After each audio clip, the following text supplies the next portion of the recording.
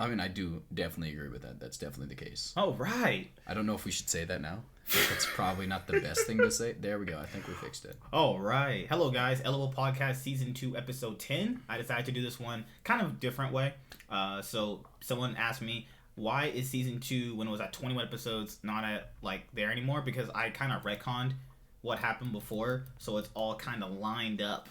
So, it's just what Thanos said in Infinity War. Everything's balanced, as all things should be. Man, this man went into, a whole Power Rangers lore thing with his thing last time. At least you didn't go in depth. It was 30 seconds of you talking about what you did with the last one. How you came up with the name for this. Holy crap. So, just wanted to talk about the spring split between both regions and a little bit of league news that came out. So, let's start with the LEC. So, the LEC spring split ended a few weeks ago, since both regions, LCS and LEC, had to go to online kind of later on than other regions did. LCK went to online later than that. The LPL's live stream online are actually pretty good. I like them. I enjoy watching it. I think it's more enjoyable to watch the LPL through the online spring split format than the previous way they were doing it. I'm not saying it was bad. It was just I don't know, just was genuinely not interested half the time. But I think the spring split online for the LPL has actually been pretty good for me personally. You think the spring split has been pretty good? So far for the LPL, yeah, online they've been grinding, and it looks great from them. Those players look super strong. Even the bad teams like V5 and Dominus. My big thing about it, obviously, is that it seems like a lot of mechanical prodigy, most of the mechanical prodigies in the world are in China and Korea. I think without a doubt, the Western regions can't compete in terms of pure mechanical abilities that the Eastern teams bring to the table. But the one thing I do think that a lot of the Western teams kind of have a slight edge over is I think that Korea probably has the worst grasp of the meta out of every single, even in my opinion, even below NA of what the current meta is. So when LS said that the LCK drafts the worst in the region, you believe drafts the worst out of all major regions? You believe that? They do. That's just the reality of it. I mean, they just cannot keep up with any of the major regions. NA drafts better.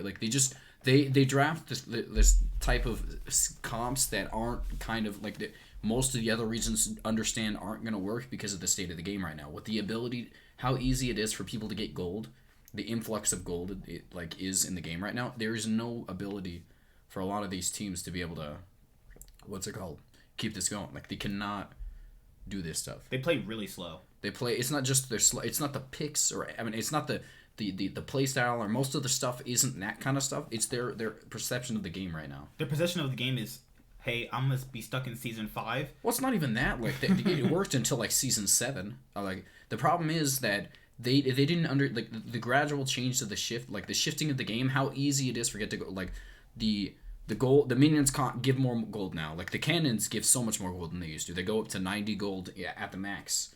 The early game transitions into mid game so much faster because a lot of the not only is gold easier to get, but a lot of the items for ADCs they spike a lot earlier now because the zeal gives you you don't have to get the full item anymore. You can just get the zeal and you have that extra 25% crit instead of just the flat nothing until you have the finished item. You'd have maybe 15% of it. You get a lot more crit early on with a lot less gold put into it. Most of the on-hit stuff isn't really meta.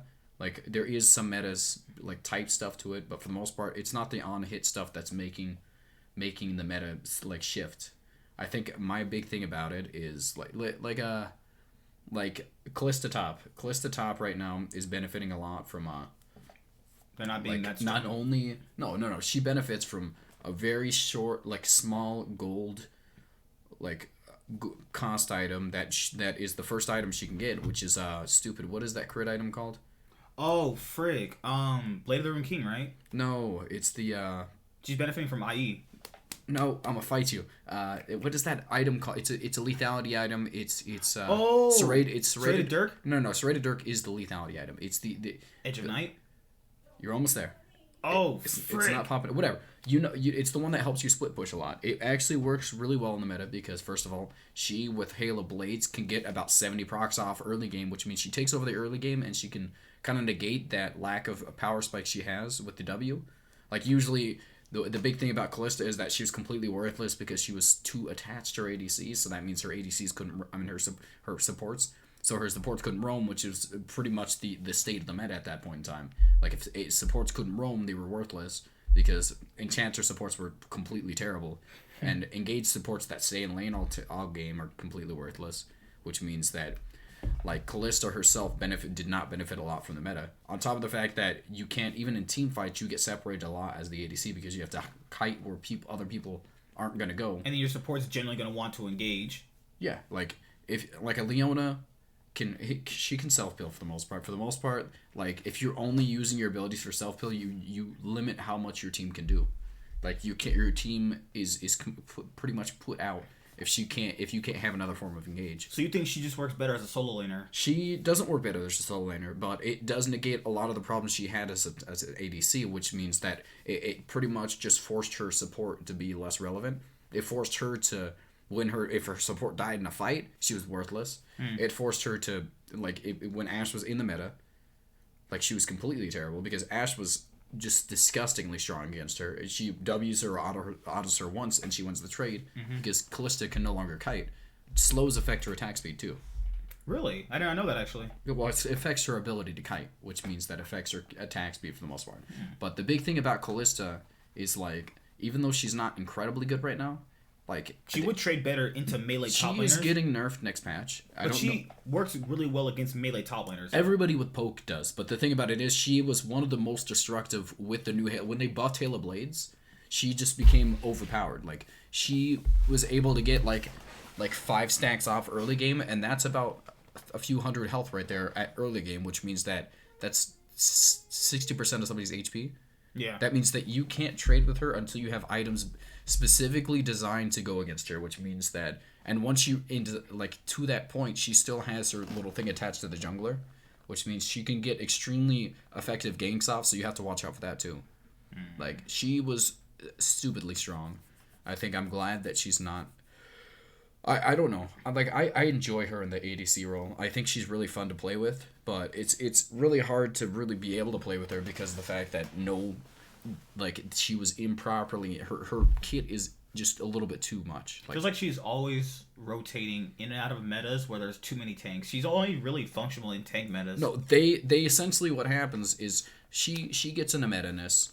She's a pretty insanely strong champion in pro play, and they nerf her into the ground where she's completely unplayable, and then they slightly buff her into, like, completely still being irrelevant, and then one buff will be enough to put her back in the meta, and then she's completely dominant again, and she's too much, and they nerf her completely out of the meta again. It's random, because we've been seeing a lot more AD carries go into the top role, too. Vayne. People have been trying out Caitlyn top. Caitlyn top is trash. Really? Yeah. Oh, crap. Caitlyn top is trash because she doesn't provide that late game scaling ADC, on top of the fact that she doesn't do as well. You can itemize against a Caitlyn. You can itemize against a Caitlyn, even though she has that longer range. I don't like it that much because, again, like, with Kalista, like, she is going to build those on-hit items, so she's going to be able to do a lot better against, and she can kite a lot better than Caitlyn can. Caitlyn has long range, but she's only dominant in the early game. She doesn't scale into the mid-game against the tanks as well as Kalista does, and Vayne is obviously just an all-around better character against tanks. Yeah, because she can just instantly shred through tanks with Blade of the Rune King and, what's that other item she builds? Rage Blade. Godly, that's and she, it's mostly about her silver bolts that do a percent true HP. Plus, she can go invisible, and then you have to kind of find where she is, rather than someone like Kalista, you kind of just know where she is. So if you wanted to blow her up, you could. If you play against a Vayne ever, you realize that every time Vayne does that, she's going straight into your face. Yeah. Some people tumble over and try to maneuver, try to be sneaky. No one tries to be sneaky. They always try to roll into your face and just hope they can outduel you before you can melee them to death. That's at least what my Vaynes do in lane. So you guys know me. I want Genji to win. I'm rather a Samsung guy from the past who wants Genji to do really well. They're not Samsung. They'll never be Samsung. They're imposters. Ever since Samsung gave up the to that team has sucked. That team has never been good since then. To be fair, they haven't won a playoff since ever. They've never won a playoff match in the LCK, even when they were Samsung Galaxy. They didn't win playoff games. They've only ever won Worlds, and have had the finals from 2016 to 17. But I think that Genji despite me wanting them to win, someone asked me, it was Abigail, she's a moderator in here too, she asked me, do I think that she's a moderator in here? Yeah, the first people that came into the first live stream, I gave them moderator status because that was kind of special. That's a nice thing to do. That is, I think that's a little I only much. gave it to like 3 people though. That's a little much, but just in case I get trolls, they could just snack them away from me. You could probably, you literally don't even know if they're trolls themselves. You had like no idea whatsoever. But that's nice to me. You know, your first live stream, you want to kind of give them something for being there because it's a special moment. You're a loser. But Gen G, she asked me, do you think that Gen G could beat IG? I was like, I don't really think obviously, so. First of all, the big focus style of Gen G, you understand it, is more so the team play aspect of it. But the problem is that Gen G just doesn't have the solo laners to compete with. Like, they have the mid lane. Obviously, the mid lane is incredible. BDD's been playing really good. BDD has been playing really. I don't want to say. Ruler is insanely strong. But I think the problem is obviously going to be the top. And the lack of, in my opinion... The Shy hasn't been super lane dominant. It doesn't matter. Maybe Rascal could actually give him a tough time. Because, like, I'm gonna know you pretending that it actually exists. I do agree that the Shy he can be beatable now. He's beatable now. He's not beatable by the Rascal. No. He's beatable by people. He's not beatable by Rascal. When you say beatable, it's like, yeah, I think that Wonder like, could beat him. Nuguri could beat him, maybe. No, not Wonder. Nuguri might be able to beat him, like, when you say that kind of stuff. But when you're saying he's beatable and then you mention Rascal, it's like that's a completely different situation because he's not beatable by the Rascal. He's beatable by, like, top laners top laners who are consistently really strong and instantly mechanical. There's just not a world-class top laner in the world, in my opinion, that's not in the East. Besides maybe someday, and even then, that's maybe stretching it a little much. Because he actually got beat by the Shy in that group stage they were in. I don't know about that. I mean, I think that there was no way you had somebody was like, okay, somebody was winning. No, he was getting beat pretty hard. He was not getting beat pretty hard. What was the matchup again? It was Fiora versus Maokai. Yeah, honestly, that's one of the most one-sided. I don't even understand what you want. Well, you put that on probably by giving him Maokai into Fiora. Like, that's literally, how do you even exist? If you W, she just reposts it and it's over. You can't fight anymore. He's only useful in team fights. That's the only reason why they picked it. My big problem was Prawley. First of all, not only do I hate him, I do hate Prawley. Like, he's one of my least favorite coaches ever since post H2K I've ever had. Him and Zix, I despise those two. My thing about Prawley is the fact that he never understood. It's not only that it's not about what his team was centralized around with Prawley. He always built the same comps, no matter what his team was. It didn't matter what the players were in his team. Like he played Prawley mids comps. No, he played Prawley. He played Someday the same way he played stupid. What's his name? Odoamne, and they're completely two different players. But he has an inset mindset when it comes to just players, and he always essentially gives them the same comps. Like Odoamne played tank top laners. He can every once in a while play a carry, but for the most of the time, Odoamne was on a tank, and that's how he played. That is literally how he treated Someday. And Someday was a world class, in my opinion, one of the world class like top laners in the world at that point. He went from Korea after not making worlds with KT Rolster that year, came over to NA and then became one of the best top laners. I mean, first of all, in Korea that year he was the best top laner in the league. Him and Duke. Smeb. No, it was him. Duke and Smeb were the best. It was Duke and Someday that year. Yeah. Duke and Someday were the best top laners in the world at that point. They came the next year. I think Duke obviously was better than both they were the last year. Mm-hmm. Like Duke. I mean, sorry, Duke. Someday. No, not someday. Smeb. He's gonna get it. Smeb was coming into form that year. He actually was. I don't think he was. They're talking about Duke when he was on like Najin E and Fire with Peanut, right? Not with Peanut. It was he was on. That's when Duke burst on it. Duke was on Najin. No, E I'm not sorry. I don't think Peanut was really playing too much that time. He only played like one game, and then it was the first split. It wasn't. Yeah. It was the first spring. Because when Duke was on SKT, they treated him like he was Marin, and he was also a different player too. Like, yeah, I think that's a big thing. But again, I think that obviously. But it's weird though. Like he was considered like MVP, and then he came over to NA, and he's the best top laner instantly. Yeah, that's crazy. Actually. It's not really crazy. He was extremely good in Korea, and then he translates over to a worse region, and he's still extremely good. That's crazy to who's that crazy to? It's weird though. Who's like, oh my god, the best top laner in Korea could come over to NA and be pretty solid. But it's it's just weird that the only reason why they couldn't use him last year was because Soligo was so bad they had to just switch him out. No, it's not. No. I don't want to act like that's the reason anything happened. The reason all of this happened was because that was the worst team ever created. Like, they kept putting these players that just only there was like 5 brain cells in between all of the other players besides Someday, and they kind of had to share it between each play. It's like, okay, they gave it to Bang every once in a while. Like, it's just Bang played fine. I think I didn't have a problem with Bang. Did you? I think Bang pretty. I think bad. Last year he played way better. He's playing way better now than he was with 100 Thieves. I think that it's all okay. Okay, it's one of those overrated things that happen, but now he looks better with much better players. I do want to disagree with that. I think that he looks better with. I don't think he's playing better. I think the big thing about it obviously was in team fights with Aframu. I think there was a lot of miscommunications. If you see a lot of their plays, it seems like Aframu genuinely just doesn't know how to play with an ADC that has some. Brain? Well, no, not a brain. I mean, he's played with double lift at one point. When he played with double lift wasn't very good. Like, in my opinion, I don't think double lift was very good when Aframu played with him. Guys, I'm telling you, if you're watching this like at home, I don't care when this comes on. This man has this narrative that Piglet is what has been better than double lift. We're on season 5. Okay, so season 5, Season 5, I don't think it was arguable that Piglet was better than Double Lift. I don't think anybody argues that. Anybody who was actually in that season... If you actually watched, Piglet was better. What do you mean, if you watch? No one because people like to rewrite narratives. Yeah, I'm saying, at that time frame, no one disagreed that Piglet was the better ADC. This is when CLG consistently choked in playoffs, and when CLG was just, consistently... I want to get rid of that. It's not that good. But my big thing about it, obviously, I don't know what you just keep poking at this one because every time we bring up Piglet, he's like, man, in 2015... No. I think he was better in 2016, too. But 2016, that's when he had Dorak... My thing is that the team fell off a planet, and it kind of made it the hardest role in the game to climb with, obviously, in low elo is ADC. ADC is harder than support, who doesn't even have a function, because of the fact that you're so reliant on the support to make the decisions in the lane.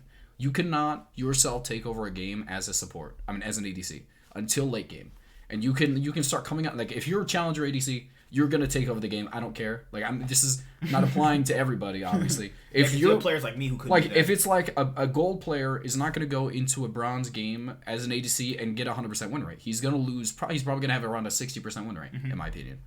The difference in the power that is actually put into the role is a little bit different than like a mid laner. A mid laner is gonna take over a game by himself. I think that's something that you can do with that role. An ADC is not going to take over a game.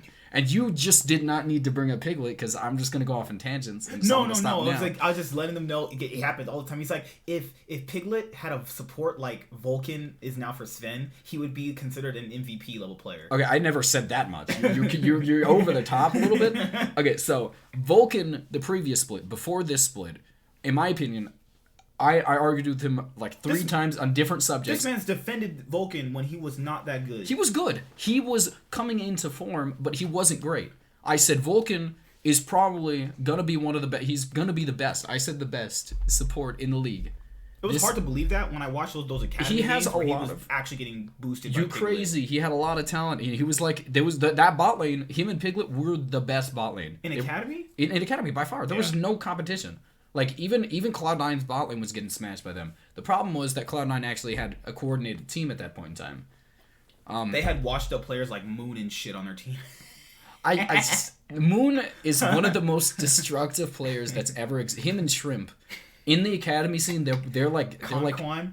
No, not Con. Okay, I don't even know what you were talking about. Like those players. Conquan was never a monster in any scene. He was not a monster in academy or the regular scene. He's a monster in solo queue. He's not a monster in solo queue. His win rate is not like monstrous. He's a support main. It doesn't matter. All I'm gonna say is the fact that he's gonna be mean. What was this conversation about? Okay. I don't remember, but I will say that can Piglet come back to form with a support? We were not talking about Piglet. No. I'm just asking. Could Piglet come back to form with a support that suits to his style? If we want to bring up games that I think that Piglet's abilities were kind of shined, I think the second game against TSM, I think that one, the first game, obviously, he was the sole reason why they were able to stay in the game. Like, he was again, he had that one play on Sivir where he actually was the reason they lost, but he's also the reason they didn't lose at the beginning. Like, he's able to keep him in the game. He has aggressive tendencies, which is the reason why I think that it benefited a lot Vulcan was playing Tahm Kench, but for the most part, he's one of the more mechanically gifted ADCs we've had. He just kind of fell off. I wouldn't say fell off a planet. I think that... This man was so happy when we went and saw Clutch Gaming. I think it was week 1. It wasn't even that. It was straight up him carrying. It was week 2, right? Yeah, it was week 2. We went week 1. Week 1, game 2. Yeah, I remember. They were playing against TSM. TSM is winning. Legitimately winning. And then all of a sudden, in one team fight, TSM is just constantly mid-game throwing. It wasn't mid-game throwing. Did you not see the mechanical prodigy in the ADC?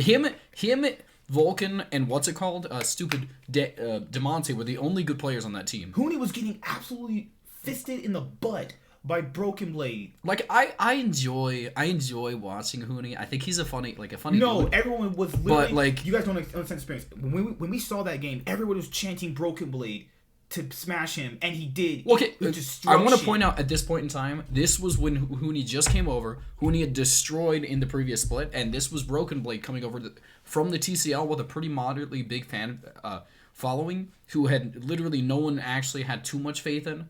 This was the different levels in their careers at which they were playing at that point in time. Huni had kind of started slumping after Rift Rivals and Echo Fox from the 2018 summer split.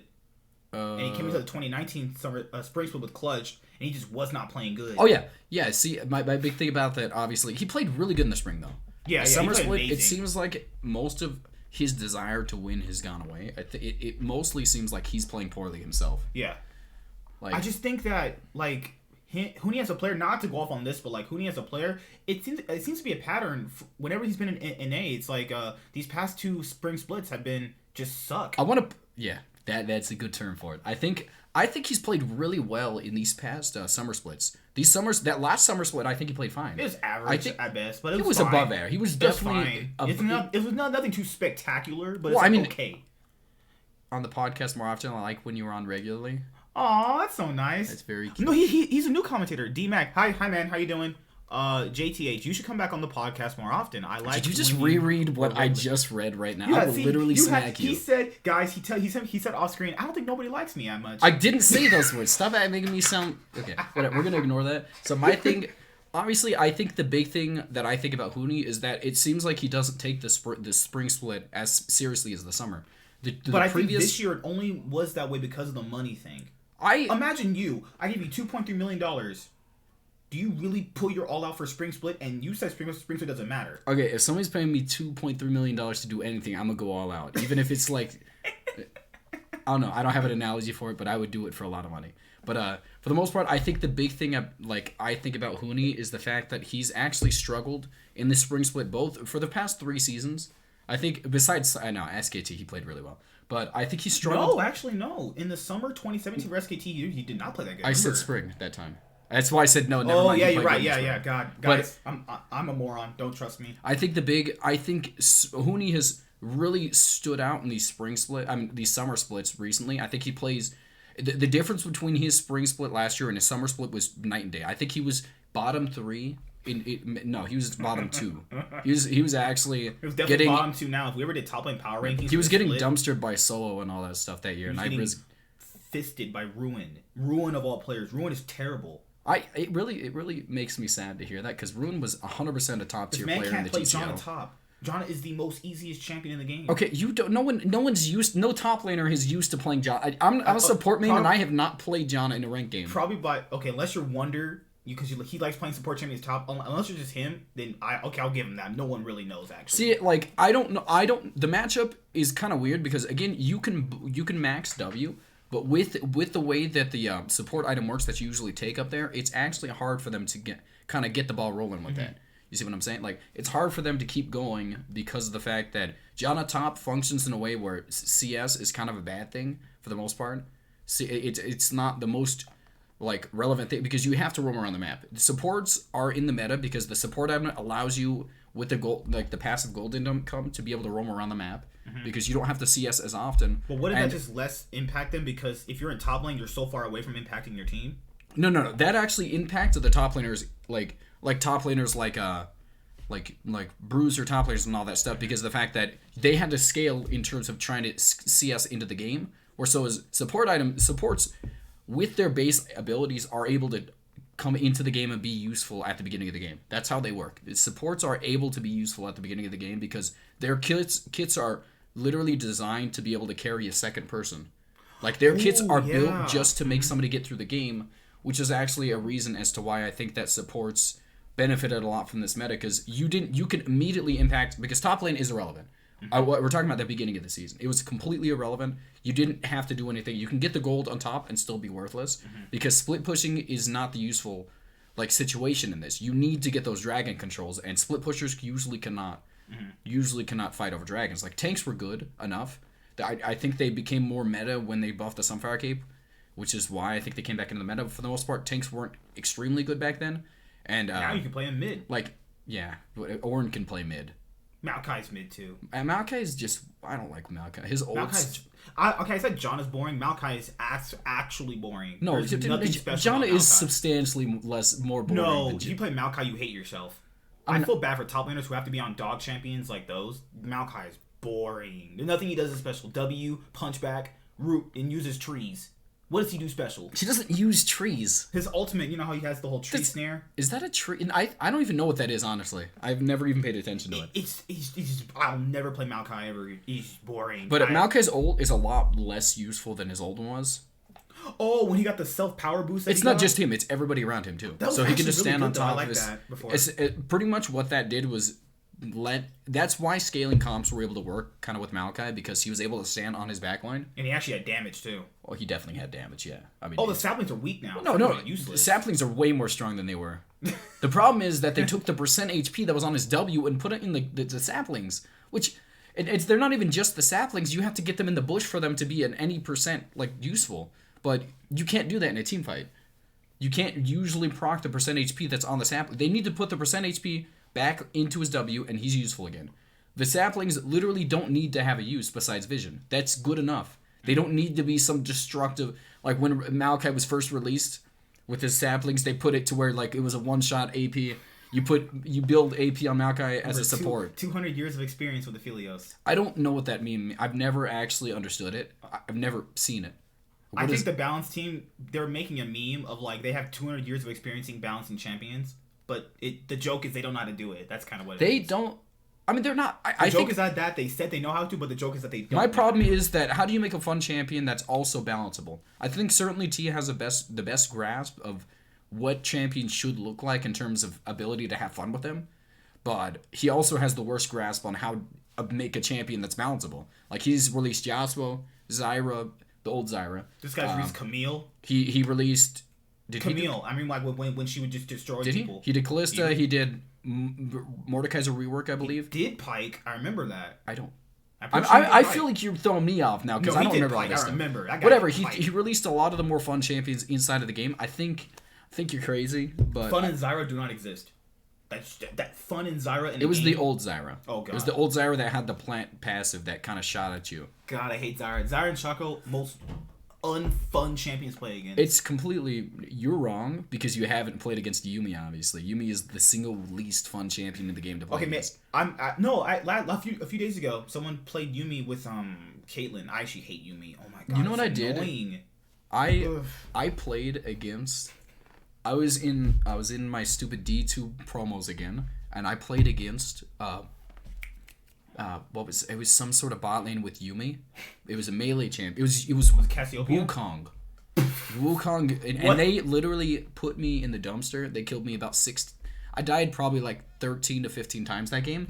And then my next few games, this man tells me when I get in his truck, he's like, "Yeah, man, I carried all these games, man. I destroyed those guys." With these conversations never happened. I don't know why you keep talking like that. But I think it tilted me. I got into Diamond 4. And then I lost about 16 games in a row after that. It wasn't 16, but it was a lot of games.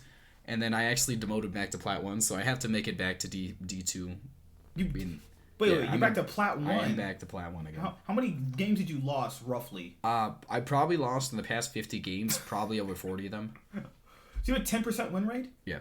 Okay, so let's go back to... Let's stop making me sad and go back to actually fun stuff to talk about. I think my big thing about it is that... We were talking about Huni, right? Yeah. Do you want to keep talking about Huni? Well, because there's an article that came out, so I brought him up. You know how they said ex-player, because we've been watching guys since like 2015. I know all the lingo that teams say about backup teams and all that other stuff. So Dignitas tweeted, and it's still there. They are allowing Huni to explore options for the next split. So you know what that means. They want to do top laner. You do again. A lot of people don't understand that it was not guaranteed money, from my knowledge. If he played to a certain extent, it was. I think if he plays for the team for both splits, he does 100% get the money. And he has a good performance. My thing is, at this point in time, what top laner do you get? Do you go to the They have Lorlo.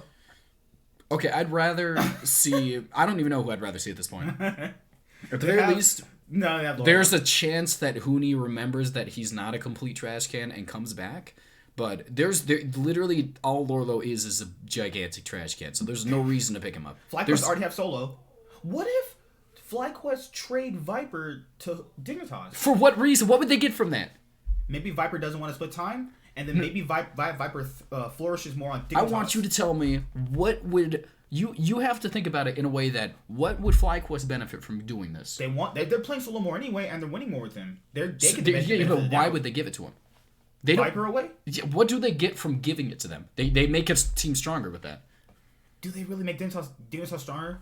Okay, so would you? Yes, they would definitely. You know, I don't know. Viper, Acadian, Froggen, Aframo, and Johnson. Are you really that much Froggen, my big problem is the fundamental flaw that comes from having a Froggen team. I think Froggen himself is a good player. I think what is actually the problem with Froggen is that he is essentially leave your solo laners out to I don't like he's a mechanically good player and he has a lot of good team fighting abilities, but there's a flaw in his playstyle where he's a singular.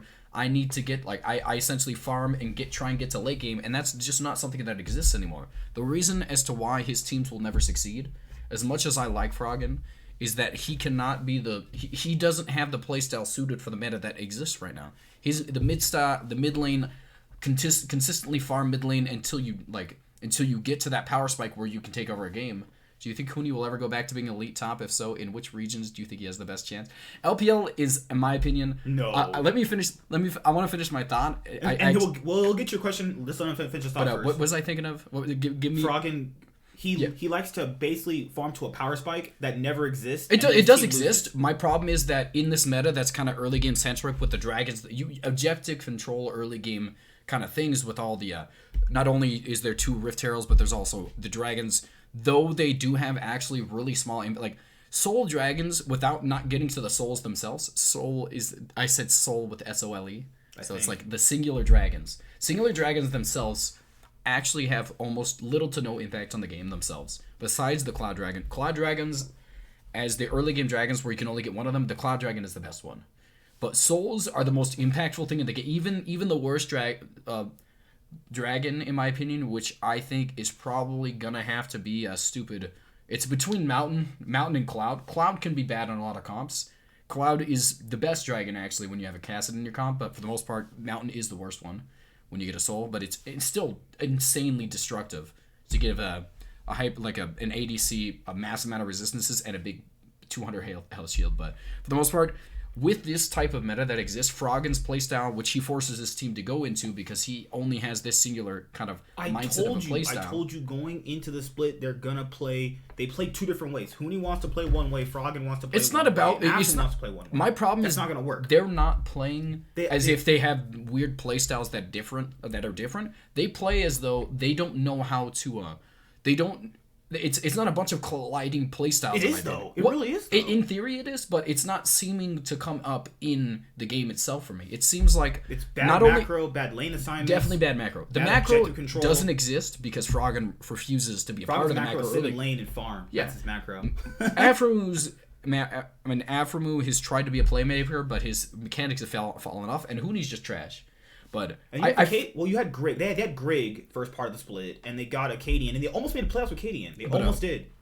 And going into Huni being trash, do I think he could be an elite top laner? No, I think that no. It's not even mechanical. It seems like he's fallen off a cliff in pretty much every aspect of the game. I think that if he is gonna be a good top laner again, I think he needs to go into a league that's not only defined by mechanics, but it relies mostly on lack of macro and just kind of hyper aggressive until you get a big enough lead to be able to end the game. And I think that if we're gonna say it, like in my opinion, if he's gonna benefit, LPL is the single best region for him to go to if he's gonna try and become the old Huni that existed, because his playstyle that he attempts to play is literally exactly how the LPL plays. I think the LPL could work for him too. I don't think it will. I think he's just. But he would be on like some 11th, 12th place. His name brand alone is enough, because a lot of these Chinese teams will pick him up solely because he is Huni. Like, and they feel like that they can mold him into the player. It's not even molding. It's Como thought he could do that. The way it works is China has so much more revenue coming in because they have such a giant amount of fans that they can literally just take him, use his name, and get a lot. They understand they can get a lot of money from it. Mm-hmm. So they're gonna use I could see a bigger-ish kind of team taking him on, but I wouldn't take him. I think that, like, as much as I think that if I was Huni, I would take that opportunity, but if I was a Chinese team, I would not take a chance on Huni. I think since LEC's top laners are primarily pretty weak, because you only have Wonder and Bwipo and Cableshard maybe, and some days you have Otawamne, I would say he could go back to the LEC, but that's the problem there. Like, is he worth an import slot? That's the thing. Is he worth an import slot? Yeah, that's the problem there. I think if his playstyle could work for the LEC. The issue with the LEC is that their top laners are carries, and they let their top laners carry. The issue is he so much more worse than the other guys already there, and is he worth the import slot? So that's what you're thinking. My big thing, like, look at the top laners they have coming in from the challenger scene last season. Like, what's his name from Rogue? Oh, Finn. Finn is incredible. Finn is one of the most. Finn, Dan. Finn and Dan are good. I think Finn, Dan has been incredible. I didn't even see him coming. Like, I was just so surprised by Dan. But again, Finn, I think Finn is the one I want to focus on. Oh, my bad. Alfari. Alfari's good too. I don't care about Alfari. Alfari's been hit or miss for a long time. This man hates Alfari. He hates Grig, Alfari. I don't hate Alfari. Crawley. No, I do hate those two, but I don't hate Alfari. I think that his last season was overrated. He was absolutely not very good last season. I think that the only players that I saw him pop off on were Bwipo, because Bwipo is just not able to play against moderately competent top laners. Like he has been this season. I want to take it back, but last season he was not able to. I think that's the big reason as to why we saw Alfari pop off. But Bwipo, like, Alfari is a pretty solid player. I think he's been playing pretty well recently, but I think there's too many inconsistencies on how well he plays throughout his career that I don't want to say that Alfari's a monster. Huni's pretty much a subpar player now. I think the problem with Dig is both Froggen and Huni want resources gold, and I suspect probably has more pull. It's not even like I do agree that resources are being funneled into Huni that don't deserve to be, but at the same time, like, it's not even like a colliding amount of needing resource, because the way getting resources into mid to late game works, or just mid game in general, is you go to a side lane and kind of transition into the mid lane, like later on, to kind of team fight. And top laners usually don't really have much, since they usually take TP, don't really take much too much resources away from the rest of the team, because they have TP and they're able to get lanes that, like, ADCs can't go get bot lane when Baron's up because they don't have TP to be able to make it in time, and the other enemy team can immediately start up the objective. But top laners have that ability because they have TP, so they're able to, like, they don't usually take away resources that are gonna come to the enemy, like that would be going to a carry instead if they take it. Like, there was the show that I Will Dominate does with I love that show, man. The Crackdown. The Crackdown. You know how people know what Acadian said, right? Because remember, people don't remember because they haven't been watching this long. Acadian and Froggen used to play on Echo Fox, and they specifically asked him, "Did Froggen change since then?" One word: no. That's all he said. No. Froggen's played the exact same way his entire career. He is not changing. That's my big problem with Froggen, is that he's literally, like, again, Froggen is a great player. He's really mechanically insanely good. Like, especially when he pops off on Nivea and puts up the wall and stuff. God. Incredible stuff. But no, I think that my big thing about it isn't even mechanics when it comes to Froggen. It's his knowledge of how to function in a team fight. He works really well with his team. But the problem is he literally will not go. He provides you no early game. He doesn't really outlane his laner anymore. He does CS very well, but that's not the problem. That doesn't mean anything, though. Anybody could really theoretically do that. I could theoretically do that. My big thing about Froggen is I do think he plays really well. I don't think he succeeds in understanding the current meta, and that's all it is. Like, I think he's an old. What's up? His point is that he thinks him scaling towards late game is going to give his team a boost if he has that champion. But to be fair, he doesn't realize that his laners aren't strong enough to win early game enough. So he's not going to get to that lane. It's not even. It's not even if he had strong enough laners, he could get carried. But having no impact, like just imagine. Mechanically, I think that on point when Huni, if Huni was at his regular like stupid Immortals days or like his Fnatic days, and they played against stupid, what's that team called from China that won last year? FPX. Oh, FPX, yeah. FPX, I think mechanically, all of them in their prime with stupid Afro and Huni, I think mechanically they actually might have the edge on that team. The problem with that is that, thanks for explaining the resource allocation between, the problem with that though is the fact that even with the difference between mechanical skill, that I think actually a prime 100 Thieves would, I mean not 100 Thieves.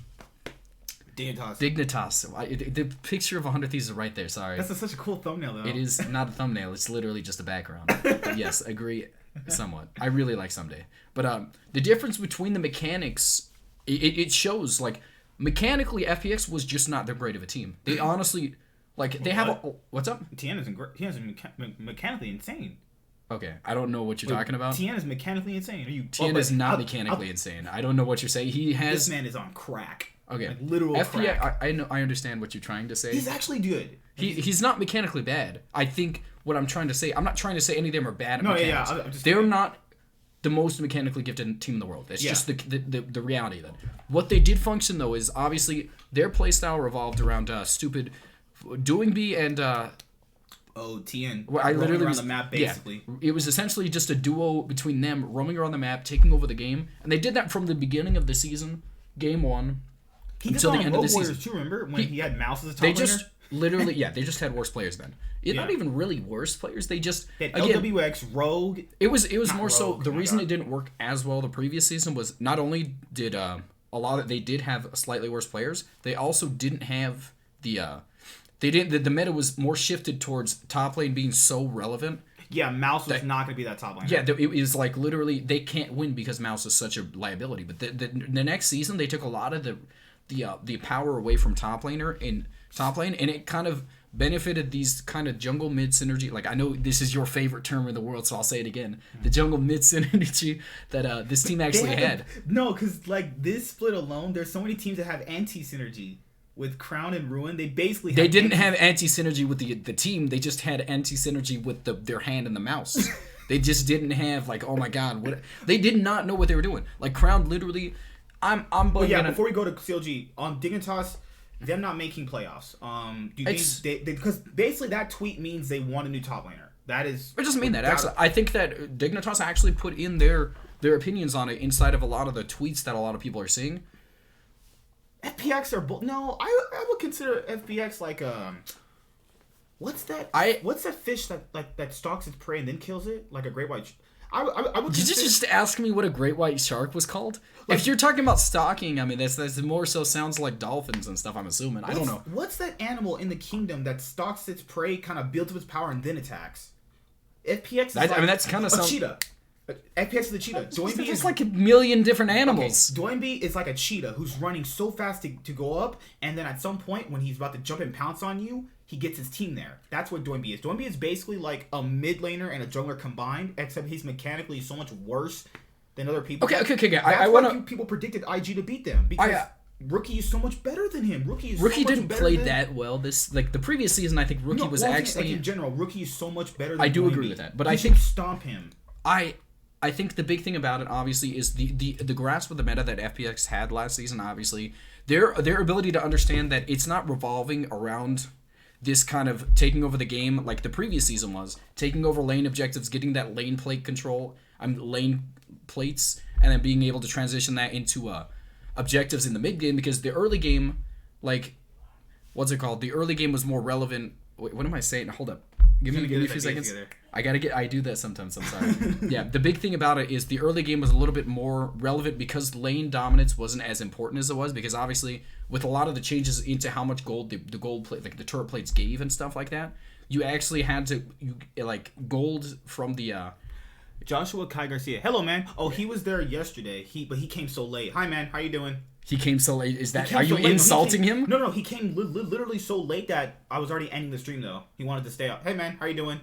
Yeah, we'll be live for another hour or so. We got nothing else better to do. I have to work. Yeah, I obviously he didn't ask me. He just kind of implied that I don't have a life. So I appreciate that. He didn't even ask. He's just like, oh, you're just gonna stay like 3 more hours. I just think that Dignitas, they paid $2.3 million just to get 8th place in LCS. I mean, we're jumping around in conversations. I don't even remember where we're at right now. Oh, we're talking about resource management in mid lane not being like lane dominance being less useful because of how the game was changed. Yeah, the game was changed. Obviously, I think a lot of the champions themselves got nerfed. Like Aatrox was not nearly as destructive as he was the previous season. They nerfed a lot of what Aatrox did in the season going into the next one. On top of the fact that more so, what do you think? Abigail, JKL to top.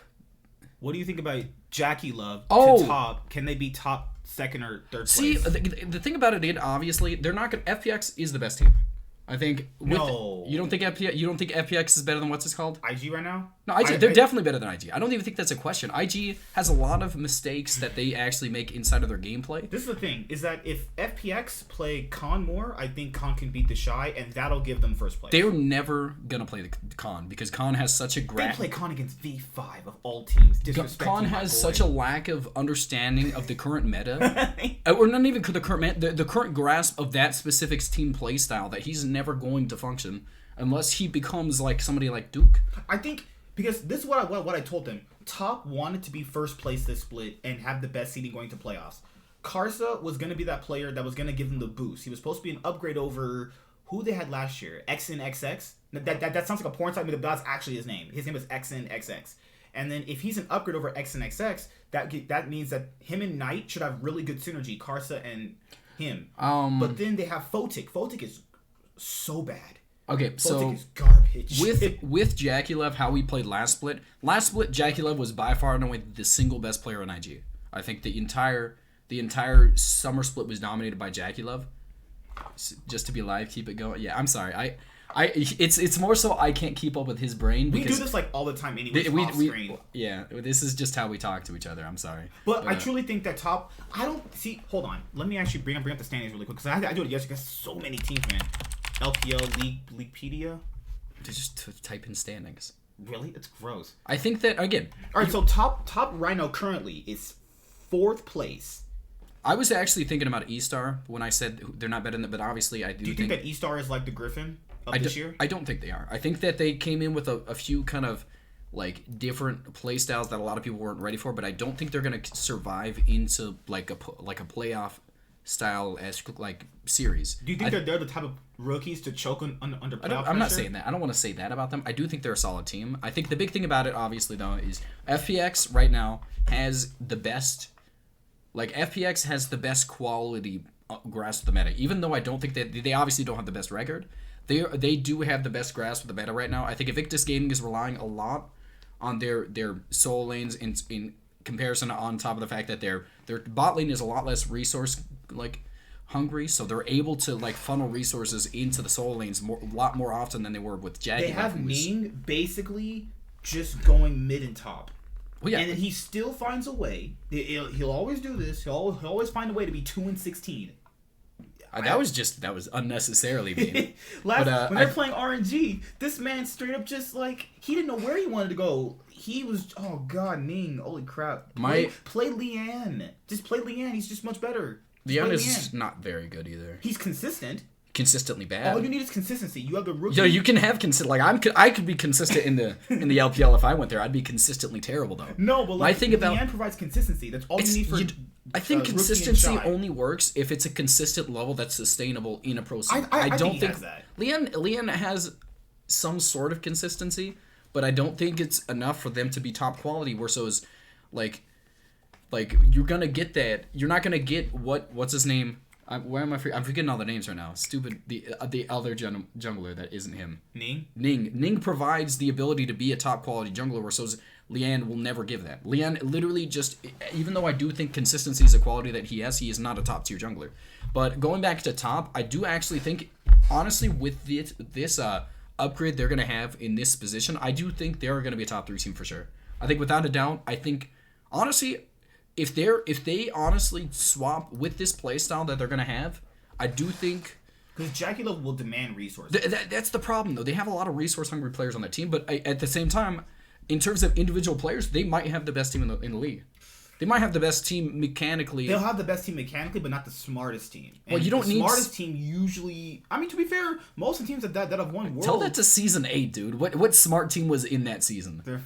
Fnatic Season 8. You tell the Fnatic fans that they're gonna. Fnatic was. You don't even want me to talk. Fnatic Season 8.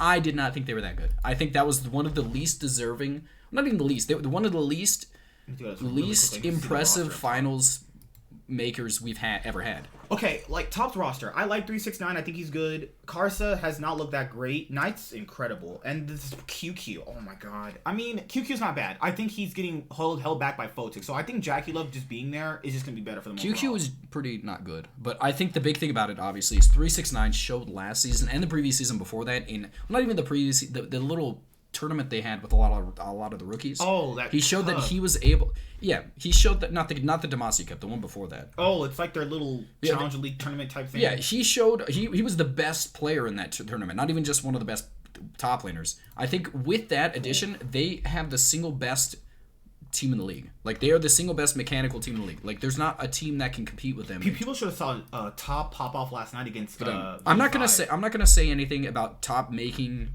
Because to be fair, let's be honest here. They have to factor in this IG and FPX. That's like their biggest competition. So seeing them not first is like. They can't be second place. Wait, what is their record? The record is what? Who are you talking 8-3? Yeah, it's 8-2. There's a chance, maybe. Oh no, it's 8-3. You're talking about Top Esports. Because they want to be like first place. I don't think it's gonna happen now. I think IG's won so many more games past them. I don't think it's possible. But I mean, again, I don't understand why you're so hung up on IG right now. IG is not the best team in the league. I know, but IG is not better than does not. They're one game ahead. Are they not only one game ahead of stupid FunPlus? FunPlus is on an 8-game win streak right now. So is IG though. FunPlus is on a 4-game win streak. I mean IG. Oh, they actually play. IG and FPX play. We will see. Tonight. Like my thing is, Top Esports will never know how good they're going to be. Even if we're going purely based on skill, they're the best team in the league, just with the addition of JackeyLove. But we'll never actually. RNG. People know me. I like RNG, and I want them to win. But RNG right now. That's because you've always been a fanboy of RNG, even when they weren't. I love Uzi. They were never. How do I love? Because yesterday I was trying. Xiaohu is not. They need to get a new mid laner, please. Like what's up with you saying? Like, tell me a mid laner they could replace him with. They could buy Knight. Okay, you know what? Let me think. High. Let me just say that. By Scout. If season 6, season 8 TSM just bought Faker, they would have been the best team in the world. Like it's just such a weird thing. Like what benefit would Top have to giving up Knight? Like the thing though. You could get another decent mid inside of this league. You probably could, but Xiaohu is one of the more. This man's gonna tell me SOFM's a top tier jungler. Okay, don't argue with me. SOFM was literally for like 2 straight seasons. Season 5 to was it season 5 or season 6 when he came into the league? When he came into the league, like Gragas could one shot you with his cast. When Rek'Sai was one of the most obviously the more influential junglers. He was season 5 or season 6 when SOM came in the league. He was the single best jungler in the world, and no one ever actually acknowledged it. He was the best jungler in the world at that point. He was better than Score and all those people. Just never actually got like. Take Scout RNG, please. Okay, man, and you can't just take the best top mid laners in the league because you're a good team. Oh yeah, you're a good team. We just want to make. They don't want to make a super team, dude. Xiaohu, he's such an inconsistently good player. That's his problem. My thing is, I don't know if I agree with it. He is good some seasons and not good, and he's pretty average the others. But he's always good inside of China. Like every single season in China, he's a good player. It's when you either get somebody who takes over games in the international scenes or somebody who doesn't. That's my big problem with Xiaohu. But I think that if we're going to rank in terms of power rankings in just purely... We're not going 17 teams deep. Let's just do 4 teams. The top 4 teams right now are definitely... I don't think top is top 4, though. I think RNG is better. RNG is not better than them. It's completely incorrect. I don't know how you say that. No one gives JD Gaming a lot of credit, though. JD Gaming is not a top 5 team. I think they're going to swap out of the top 5 soon. But I think EVG is actually... Number 1 team... Let's just go based off players and what they could do. Because obviously we can't know how good top's going to be when they get this player. Because there's a... work out, though. Yeah, it's not even just that. Let's see if their fundamental change... Like, they've been playing a lot really good recently, but let's see if their fundamental... ideas about the game change. So who's your top 3 teams right now? Top 3 teams, not counting these rankings. I'm not counting. I wasn't gonna do that. Okay. Like if we're talking about the introduction of JackeyLove, I'm gonna put FunPlus Phoenix as number 1. Then I'm gonna put Top Esports, and then I'm gonna put Invictus Gaming. I would do. I don't think E-Star. FPX. E-Star is gonna fall off a planet soon. I think my underrated pick would be EDG. They've actually been looking really good so far. I would do EDG, and then I would do Top if they had Jackie Love. EDG's actually been playing really insanely strong. I know the record doesn't show that, but they've been playing pretty good. I think they've really kind of finally got a team to function with them because EDG's been playing the same style for years. I just think right now they finally got early game aggressive players to really show it. I don't know because RNG right now looks so much weaker. I mean, do they look weaker to you with Betty? Honestly, obviously they do. Betty's just not as good. Would you really like at this point with the synergy the way it is? Would you really put Uzi in there? RNG's been complete trash this season. Why would I not? They're 7-4. They're barely they're a few games above 500. I know. The reason Betty's been good, but he's not Uzi, and that's just the reality of it. I think Langak is still pretty good. Betty could be a first, in a lot of their teams, he is a starter, but he's not able to take the spot of Uzi this season. I want to see what Uzi looks like coming back to the season, obviously, but. So he want to talk about CLG. Oh my God. Did I thought we were going to? I can go to CLG too. I think that. What do you want me to talk about CLG? CLG. So him and Wiggly had anti-synergy with him and Crown. Oh my God, Wiggly is so cute. You were about to say cute right there. I know. I wanted to, but then that did not help me out right there. All right, so CLG came into the split. You guys can go back and look on the channel. I put them as top 3. Obviously, most people did, so I'm kind of justified. Hold up. Right? First of all, I want to point out that I put CLG out of playoffs. Did I not? But EDG terrible. That's exactly what it is. This man also put Cloud9 as 7th.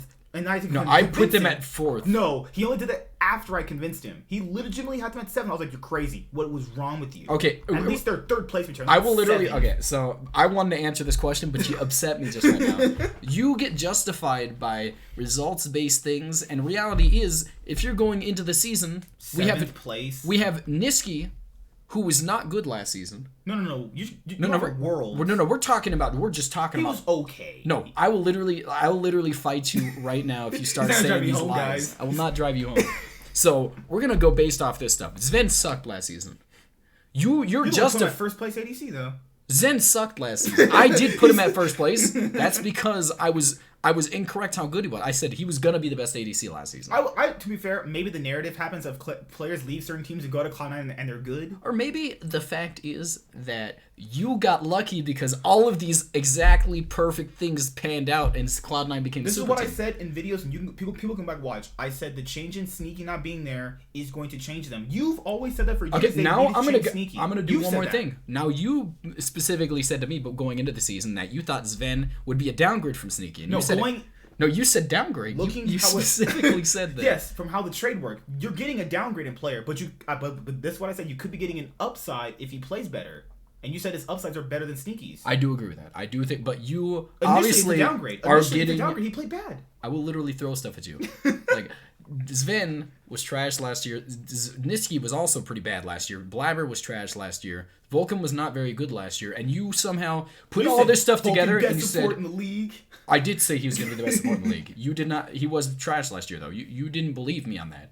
I said he was going to be the best support, but let's go back to put all this stuff together. 4 players that are not even in the top 3 in their region, and you go ahead and say they're going to dominate the season. I said they'd be 3rd place. You told me first, and I had to convince you. I said, look at this team, and you're right. Maybe 3rd. Okay, in my power rankings, I put them at 3rd place because everybody had TL going in first. You're going by we had conversations before this. What? My final opinion is in video form, sir. But I agree. But then TSM is 2nd.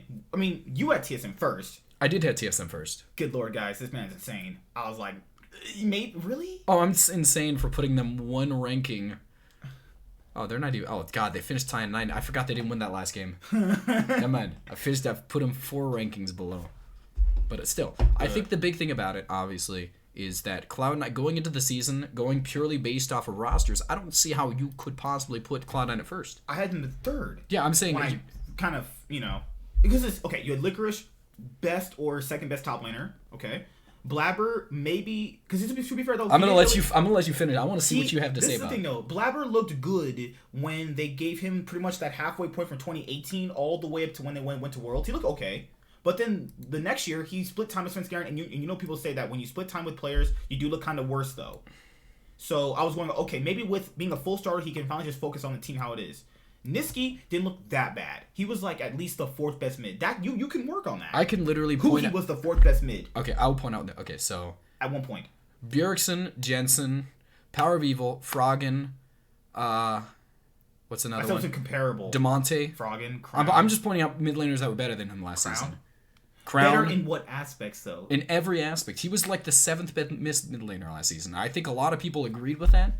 But if you're talking about Evil Geniuses versus Cloud9, if you're going to ask me, I think Evil Geniuses at the end of the split were the 2nd best team in the league. They actually 100% deserved that spot, and they played really well at the end of the season. I think they're going to just dumpster them, too.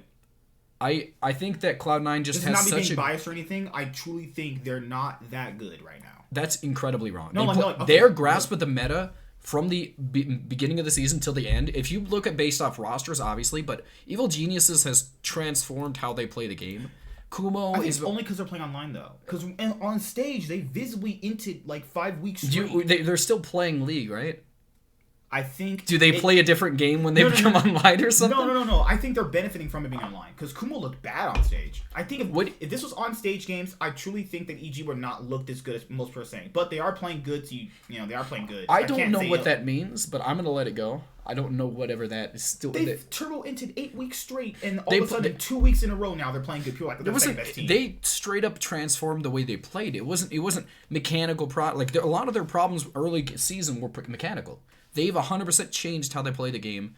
Svenskeren has 100%... He's taking over the league, and Juxei is the best mid laner from the post for the last 3 weeks. He's been the best mid laner in the league. That's going to be a good match, though. Niski versus Juxei. Niski's going to trash... Juxei is going to trash him if it comes down... If he's playing the same. So. Juxei's been playing probably... if Cloud9 attacked just Juzuke alone, the whole team just... How do you attack... the problem with mid lane, it is the hardest lane to gank in the league.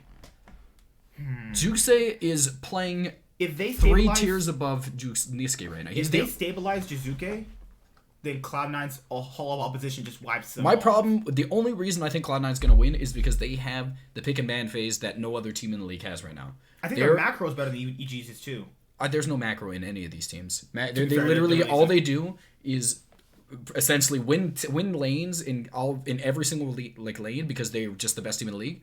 I think personally I think it's going to be a 3-1. 3-1 in my opinion for Cloud9. I think EG might win the first game and then just kind of first of all, if it is a crazy day, I could see Evil Geniuses taking 2 games to even the series. To be fair, let's be honest here, Juzuke is really strong. Juzuke is the best mid laner in the league. Bane is the second best ADC. The problem is beat Sven. No, he can't beat Sven. Sven is by far and away the single best ADC in the league. You have Zeyzal versus Sven is better than everybody in NA, and I honestly, I'm gonna trash everybody. Honestly, I was gonna say double. I'm gonna say he's better than everybody in NA and the EU right now. Whoa! I know you're gonna be. Oh, that's crazy. He's better than Reckless. No, he's not better than Reckless. Upset or Karzi from Mad Lions. Somehow you think that him coming back to form when he was in EU was 3 tiers above Reckless, but somehow when he comes back to form in NA, no, he's worse than Reckless now. Sven Tell me, Mithy perks. He was better than him.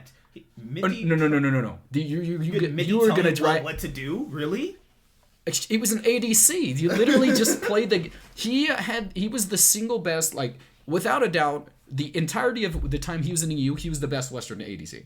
I don't think anybody even argues with that. Who else was there though? No, it was kind of just him and Reckless that were the best, right? And Reckless wasn't even the same league as him. Forgiven was with Sven for a split there. He wasn't with him. He was never because Sven was the single best laning top. ADC or not even laning, just the late game. He wasn't an incredibly good laner, but he was extremely took over the game once he got to that mid to late game. His team fight was really strong. Yeah, my thing about it is.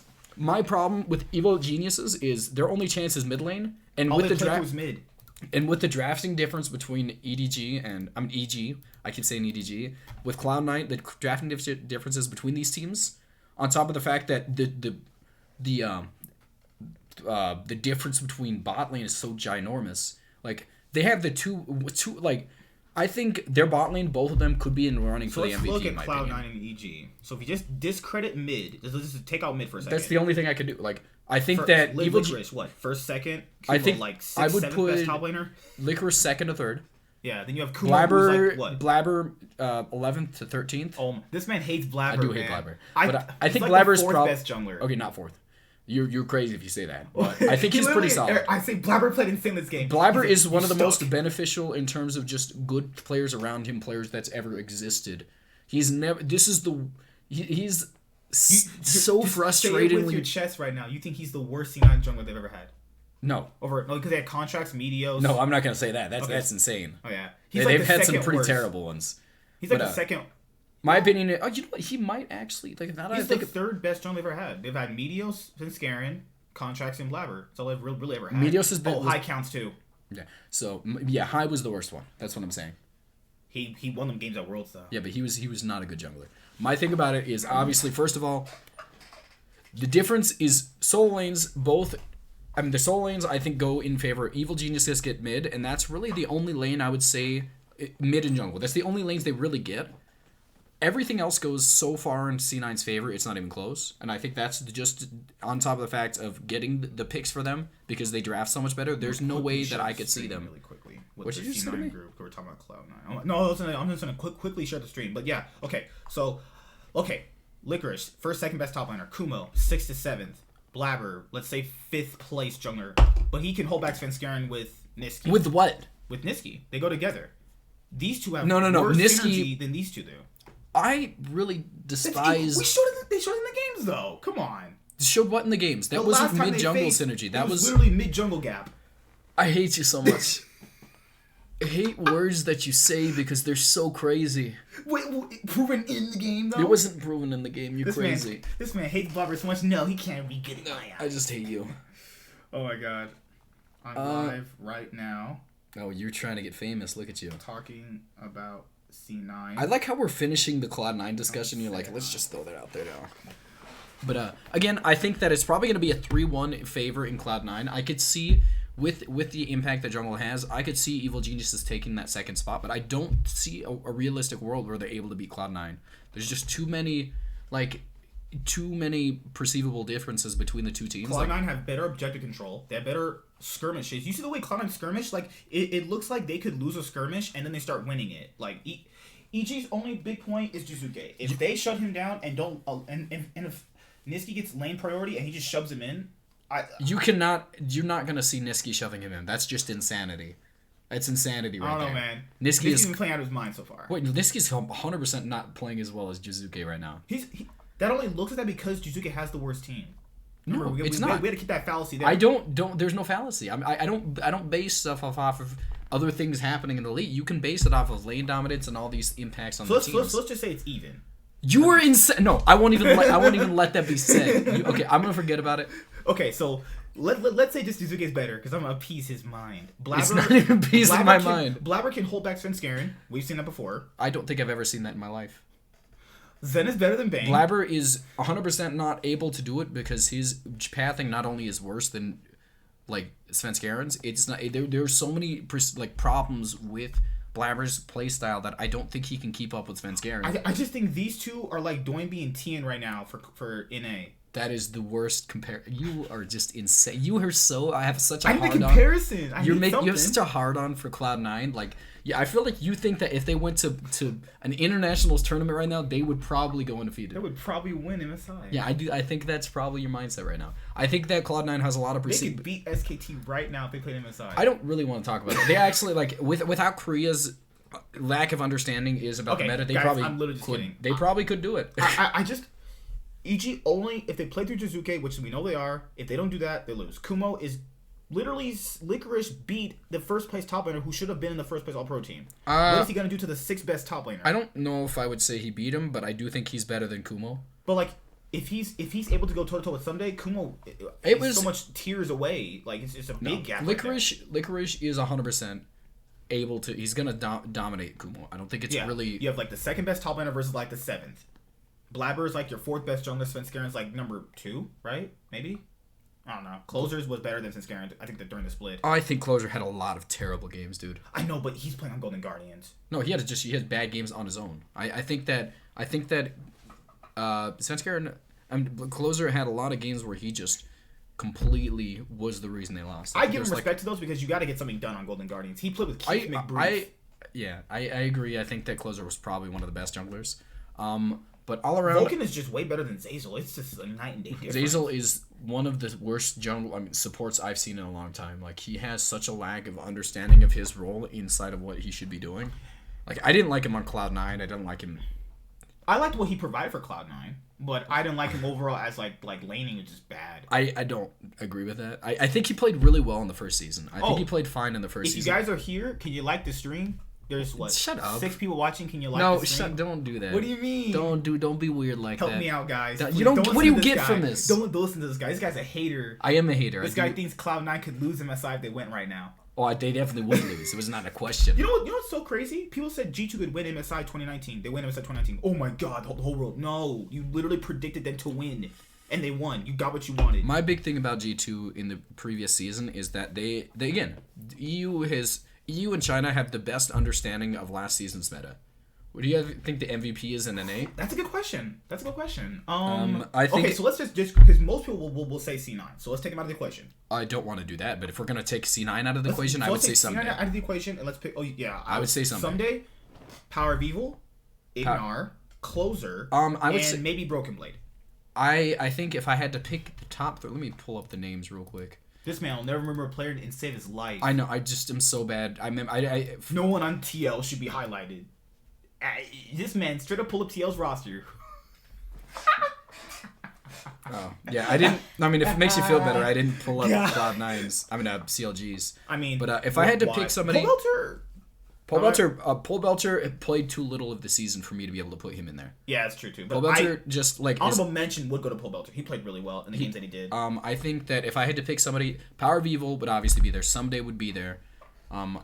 Someday Power of Evil, Ignar should be your mostly top 3. I think. Yeah. Power of Evil was basically trying to get this team off a cliff. And then I feel like Jizuke could be an MVP player. I think he just had such a bad early season. But if we have to pick somebody from Cloud9, I think you would have to be one of the bot laners. I think go to Niski. No, I would not put Niski up there. I think if I had to pick one of them, I think I'd either put I would say Niski or Vulcan. You already know that I'm not going to agree with Niski's choice because first of all... Okay, we'll just need this... Okay, I'll choose either... It's between Blabber as maybe... Because your jungler has to get you ahead at some points. Your jungler has super crucial... I'm not going to say... I can't do anything with this. I get a girlfriend. Is she good for you? Oh my god. I don't say that. I say, what... Is she blind? I mean, that's the first thing I always ask. My thing about it, first of all, is Blabber... You already understand. I'll let you say. You're allowed to have your perception. Let's say Vulcan.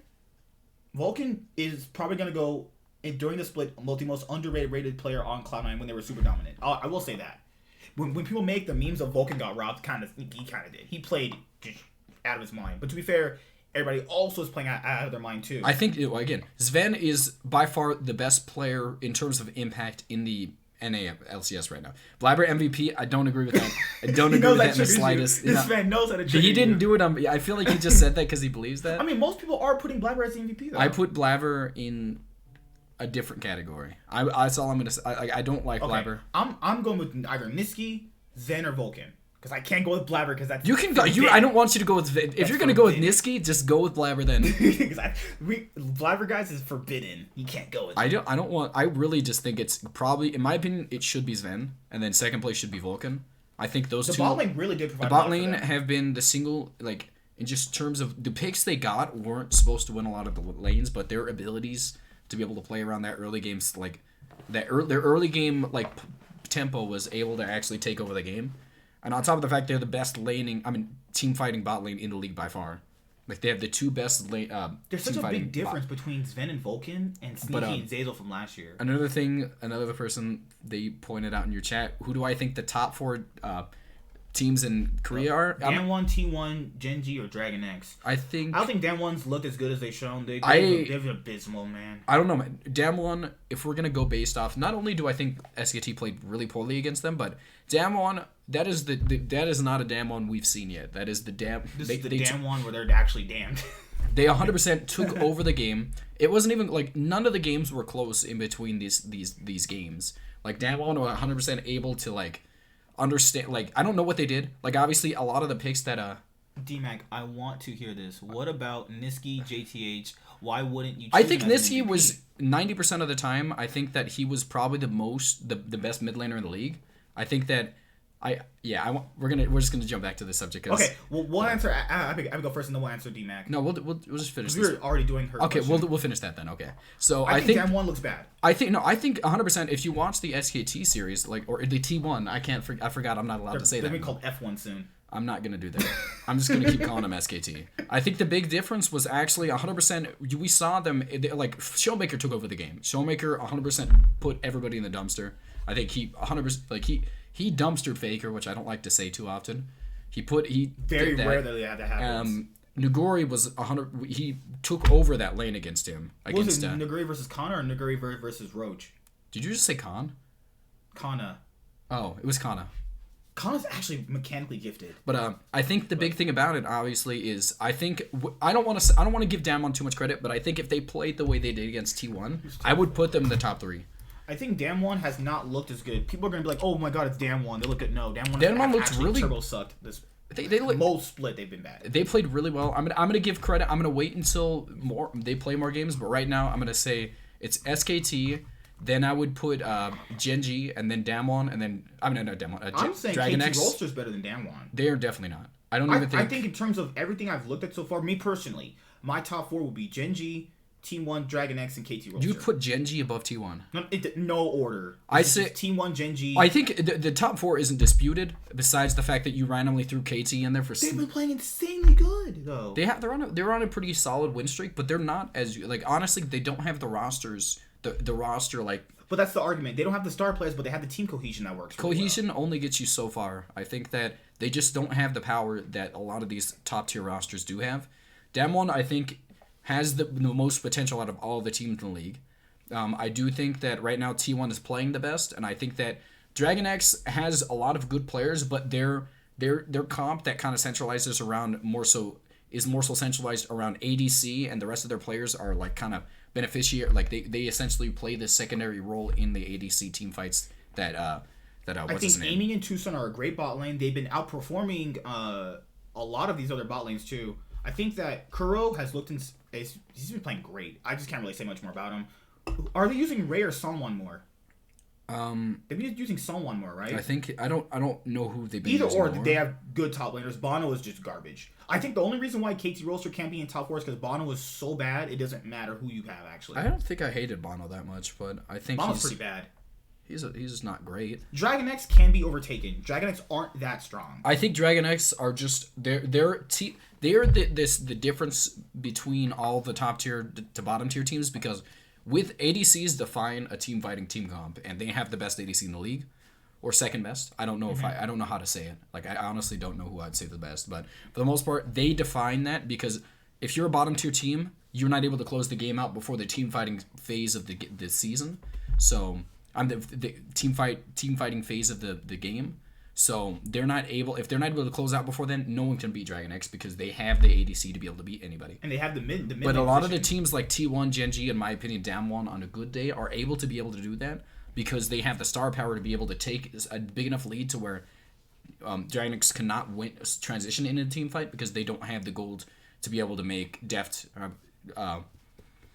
Be able to have enough of an impact to be able to win the team fights for them. But I think that's all around what I think it is. I think right now it's T1, Genji, Dragon X, and Damwon, and I think Damwon's probably going to overtake Dragon X soon enough. I think, given how KT Rolster is playing, they could overtake Damwon, but it depends, obviously. KT Rolster just doesn't have... Their players are insanely good, but they're not...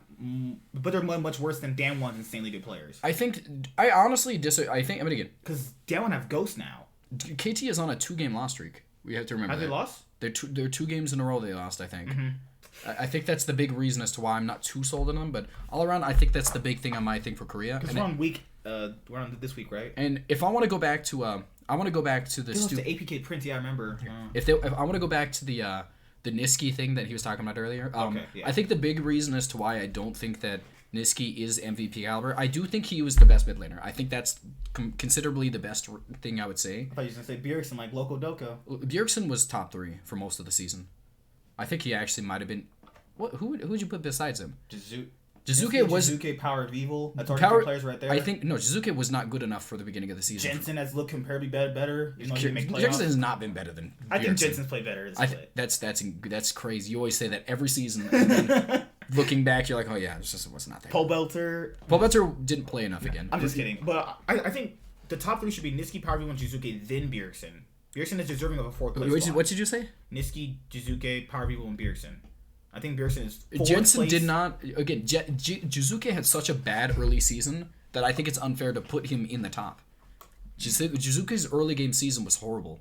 But going back to Niski, I think that although I do think he is incredibly, like he was the best mid laner in the league, I think if we have to give a lane in terms of Cloud9 that was the most impact, the highest impact, I think that obviously it has to go to Cloud9's bot lane. Their bot lane was the highest, like what's it called? The biggest reason as to why they were able to pull out a lot of these things, because even though we see a lot of these high profile plays coming out of Niski in terms of team fights, what's it called? The damage output that Sven and what's his name?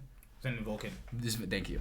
Sven names and Vulcan are right here in front of me. I'm not good at names. We pulled them up. God, see? Look at it. Power of technology. I think that if we have to put somebody who had the biggest impact in terms of the team fights, I don't think you can really argue against Sven and Vulcan. If you go back and look at most of the damage was in favor of, in terms of just purely team fights, obviously. I don't know if he had the biggest DPM in the entire league, but Sven and Vulcan, not only did they win a lot of the lanes, like even though that's obviously not very surprising given the talent that NA has in bot lane, I think that not only did they do that, they were when they got to the team fights, Niski was able to provide the CC, but you cannot win a team fight without obviously the damage that the ADC outputs for the most part. But no, that's not what I was going with that. Hold up, let me think about it for a little. That almost made sense, but give me a few seconds. Shut up.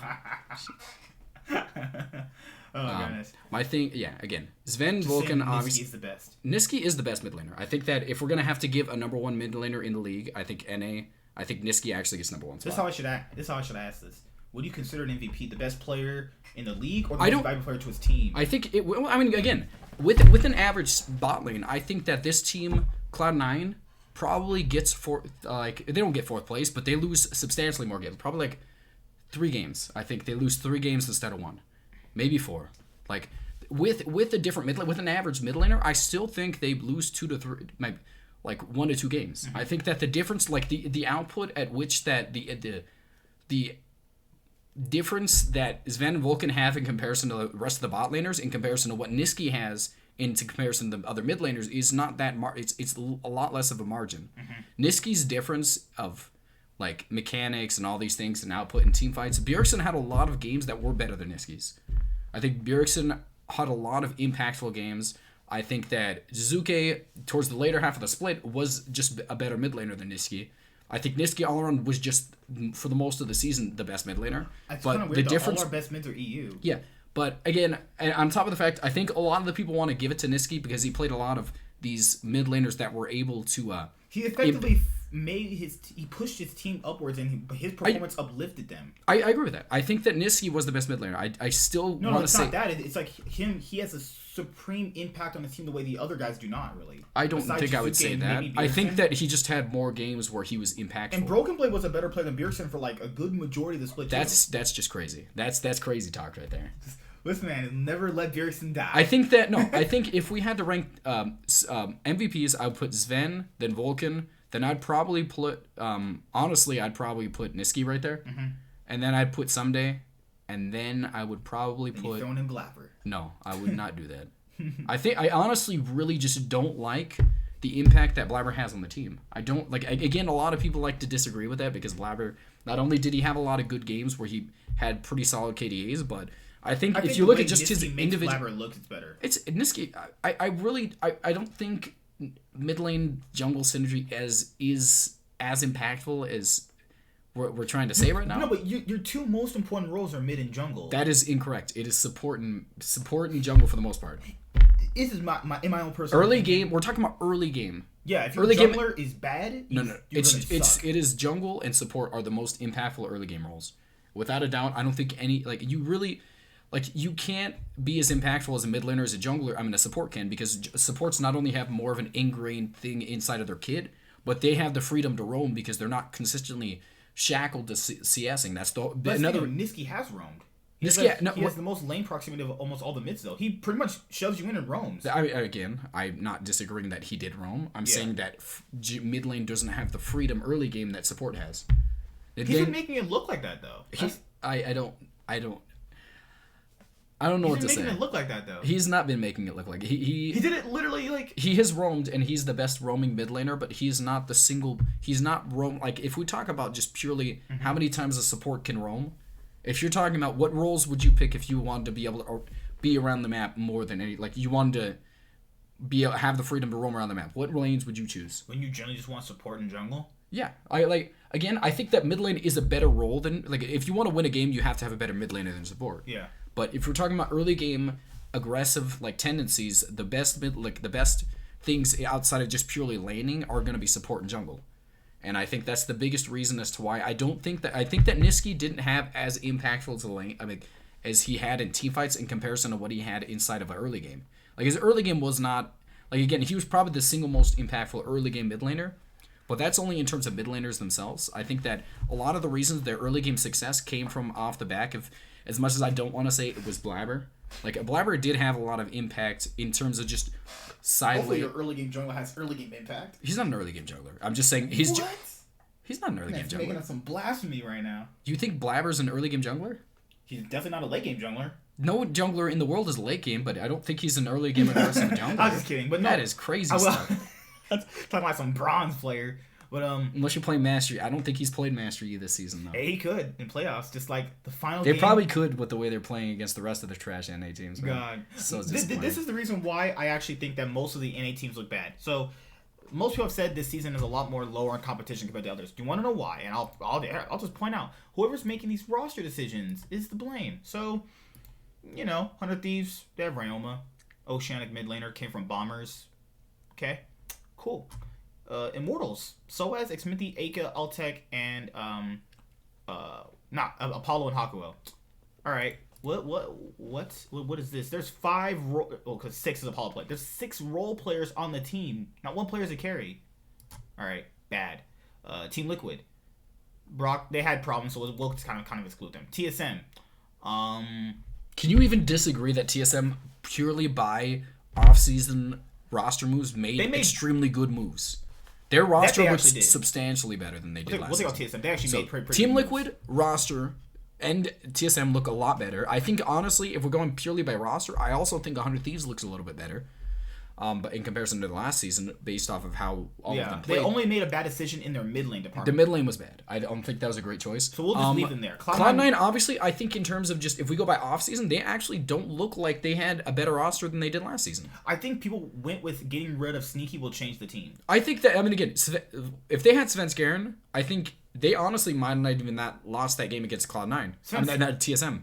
Svenskeren wanted Ruler, Double Lift, players he could never have ever. I agree, but if they had him, they would be the best. They would have got. I think they still would be the best team. They would be, yeah, they 100% would. But I think they would have won that game against TSM because the difference in that one was the jungle. I mean, you'd not Shen think against Set. Why do you keep saying that? Why is it, what world? Draft so hard. No. Because I want you to say what do you think the problem? They were playing a pick-off competition with MF, Leona, Shen. Zoe, that's a wombo combo kind of team fight right there. The problem with that is I don't know what you think that is. Why do you think like Set? I want to know your top 10 power rankings for teams global. Holy crap. Set and Shen is not actually that bad of a. I don't know why I keep saying this. No. It's like they played their composition completely wrong. They tried a team fight and they lost to a team fight composition. The way it works with Set into Sven, like Shen, even though I think it is like if Set gets ahead, it's 100% in his favor, but. Set actually does not do incredibly well into Shen purely because when you taunt him, it puts his little passive thing on cooldown, and it's actually the delay between his auto attacks is actually pretty long because even though he has an auto attack reset, he has a little bit more of an extended time between each auto attack after the auto attack reset. So it actually he wastes that, and then you get about like 2 to 3 autos off before he can actually auto attack you because you put it on cooldown. Like, Shen actually does moderately well into him. I do think... I just think that their composition, they played it really bad. They played it poorly, but it wasn't a bad pick. I mean, why are you team fighting with a Leona and an MF and a Zoe? I don't think. Did you just say Leona MF shouldn't team fight? Leona MF with their ult combo can win a team fight. With the Lee Sin. Lee Sin is a pick. He essentially they had a pick comp in that was able to transition into a later on team fighting comp. Like TSM had Set, the Lovers Duo, Zillion. Oh, people don't understand. Bjergsen played really well. It was honestly just based off early game presence from the jungler and like Zillion. He plays. I mean, he honestly just beat him that game. I think his Zillion was a lot better and more impactful than what what's his name Niski was able to put out. Yeah, I think that's just the reality of it. Top 10 teams global. All right, you have TSM. Okay, you need to calm down. Immortals. He's gonna keep doing this. APK Prince.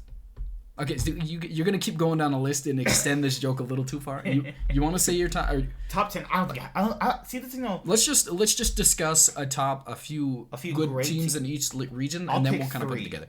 I think obviously in China, I think I would put. I'm still gonna throw FPX in there. I'm gonna put FPX, IG, and honestly, I'd put top there now. FPX, IG top. I think in terms of China, Korea, I don't think. Yeah, we'll do 3 for like each region though. Well, and then I think that's just a good way to get a top 10 because I don't think any region has more than 3 people in the top 10. I think that if we go to China, Korea, I think it's SKT, Genji and Dragon. That's 6 teams right there. Cloud9, and then in EU, I'm just gonna skip everybody G2, else. Fnatic, and Origin. G2, Fnatic, Origin. I think those are probably the best ones. Would you really put Origin in like the best teams in the world? I wouldn't. I think the top 3 teams obviously are going to be, in my opinion, FPX. Like if you had to rank them, that's even harder. It's a little bit harder. I think that I would put FPX. I'm putting T1 over FPX. That's incredibly weird. You're fine with that though. I mean, you're allowed to have different opinions. T1 FPX. I would put. Because I would have FPX over Genji. I would put FPX. I think. Hold on, guys. I'm gonna go to the bathroom. He can discuss this. I'll go back. You want me to target? You gonna go pee pee? You want to follow me? Make sure you make it in the bowl. That's gross. I know you don't do that. Hit on my viewers. I don't want to hit on your viewers, my man. FPX. Invictus Gaming. I think second place. Then T1. Mad Lions is not top 10. I think they're really good. I think they are really good, and I think they actually might be better than Origin, but I don't think they're top 10 in the world. Mad Lions is I think that's a team I like to underrate because I always forget that they're solid, but they're a pretty solid team. FPX, he just left my door open, crazy boy. Hey, you get out of here, Frankie. What are you doing? Hey. Yeah, my dog tried to get in. Okay, sorry. FPX, IG, T1. Then I would put Genji. No, I would put maybe G2 at 4th. Then Genji top. Dragon X. Cloud9. I think I'm at. I actually lost count. I can't do simple addition, so I don't know if I'm at 8 now. I think I'm at 8.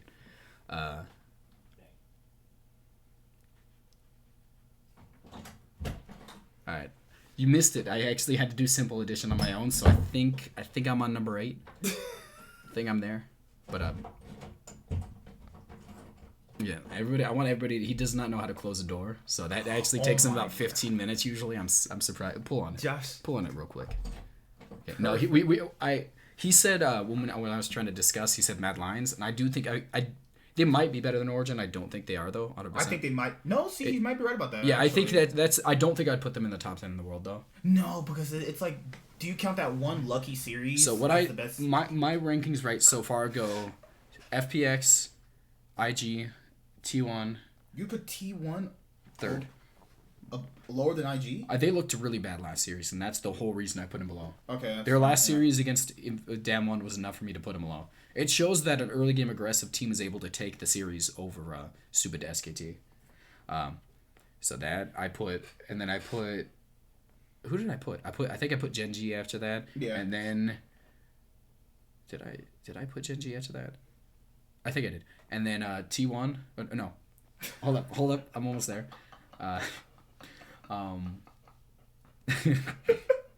Genji. I think this is no. I put G2 then Genji. And then I put. That's crazy. Is it crazy? That's crazy talk. There's no way I'm having Genji over G2, and I love them both. I think G2 obviously. I think that when it came to an international tournament, I think they'd swap back to their original roles and they'd be a lot better. That's the whole reason I do that. I don't think they're better right now, but I am also going off the fact that I know for a fact they'd be a lot better if they swapped Caps and what's his name back. So I put that. I think I put what number was that? Was it 6? Was it 6? I think it was 6. I think I was. We're not even writing this stuff down. It's probably a whole lot. I don't have a pen or pencil, dude. Oh, do you think I just keep those around my neck? Don't you have like a notepad? I do have a pen right here, but I have nothing to write on. You think you can write on this little plastic bag? I'm talking about like your computer. You have a document. Look at that's crazy. Crazy talk. No, actually, I think I don't really want to do that. But let's hear your top 10. Top 10. God. All right. Immortals. Okay, you just made this joke. I don't want to hear it again. FPX. You just said T1 first, Net, earlier. Did I say T1 first? No, I'm just kidding. I was at FPX. Okay, FPX. FPX, IG. What's the other third Chinese team I chose? I put top. That's what I put top. I thought you put our. Did you say top? Yeah, I was gonna say top 2. Yeah. Yeah. Okay. Wait, did you just put 3 of the top 3 teams as Chinese? Yeah, I actually do. Yeah, I'm putting all 3 of them first. No, I'm just kidding. Okay. FPX. No kidding around anymore. Okay. FPX, IG, T1, top. That's 4, and now I'm on Gen G. Then we have G2. I'm keeping track. Crap. Then that's 6. 7th is Cloud9. That's where I put him too. Yeah. And then you have what? Three more positions. Fnatic. Did you figure Dragon X? You think that Fnatic is better than Dragon X? No. Dragon X then Fnatic. Yeah. Or no? Do I have Dragon X too low? I don't know. I'm not the person that's gonna choose your rankings for you. FPX, IG, T1, Dragon X, okay, Gen G, and then there's top. This is actually pretty hard. Holy crap! We probably need to write this down. Actually, I'm not writing anything down. I feel like it's gonna be insulting my brain power that I think I possess. Like top 5 is basically kind of the same. Unless you want to kind of throw some. I think that's pretty much it. I think that we all put FPX, T1. IG. Yeah.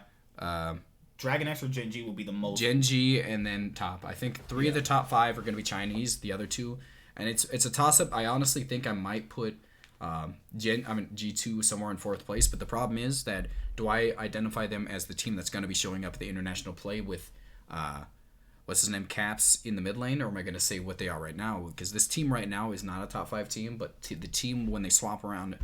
The Caps back into the mid lane role is 100% a top. I think they're just wasting Caps' potential right now in ADC. So all around, I think that's pretty much it. So you got another discussion you want to talk to me about? We got about 15 minutes left. I gotta go.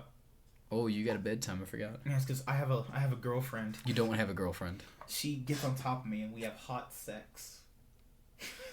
You're so stupid, dude. God, freaking darker people. I don't think you're allowed to say them. I don't really know what the rules are, but I think that's probably not a good one. Can we say the N-word? Oh my god. Alright, what were we talking about? Okay, are you asking roster me decisions. For permission? We're talking about roster decisions. Okay, so Golden Guardians. Inero said in the video that Keith had hands, and that's why he gets to be their support. They already had who already role swapped and was a better support, but no, let's put Keith in. Who said who has hands? Remember how the video was like Keith has hands, so that's why they wanted him as a support? They wanted someone with good mechanics to make early game aggressive decisions. Keith has better mechanics than who he is a better and smarter player.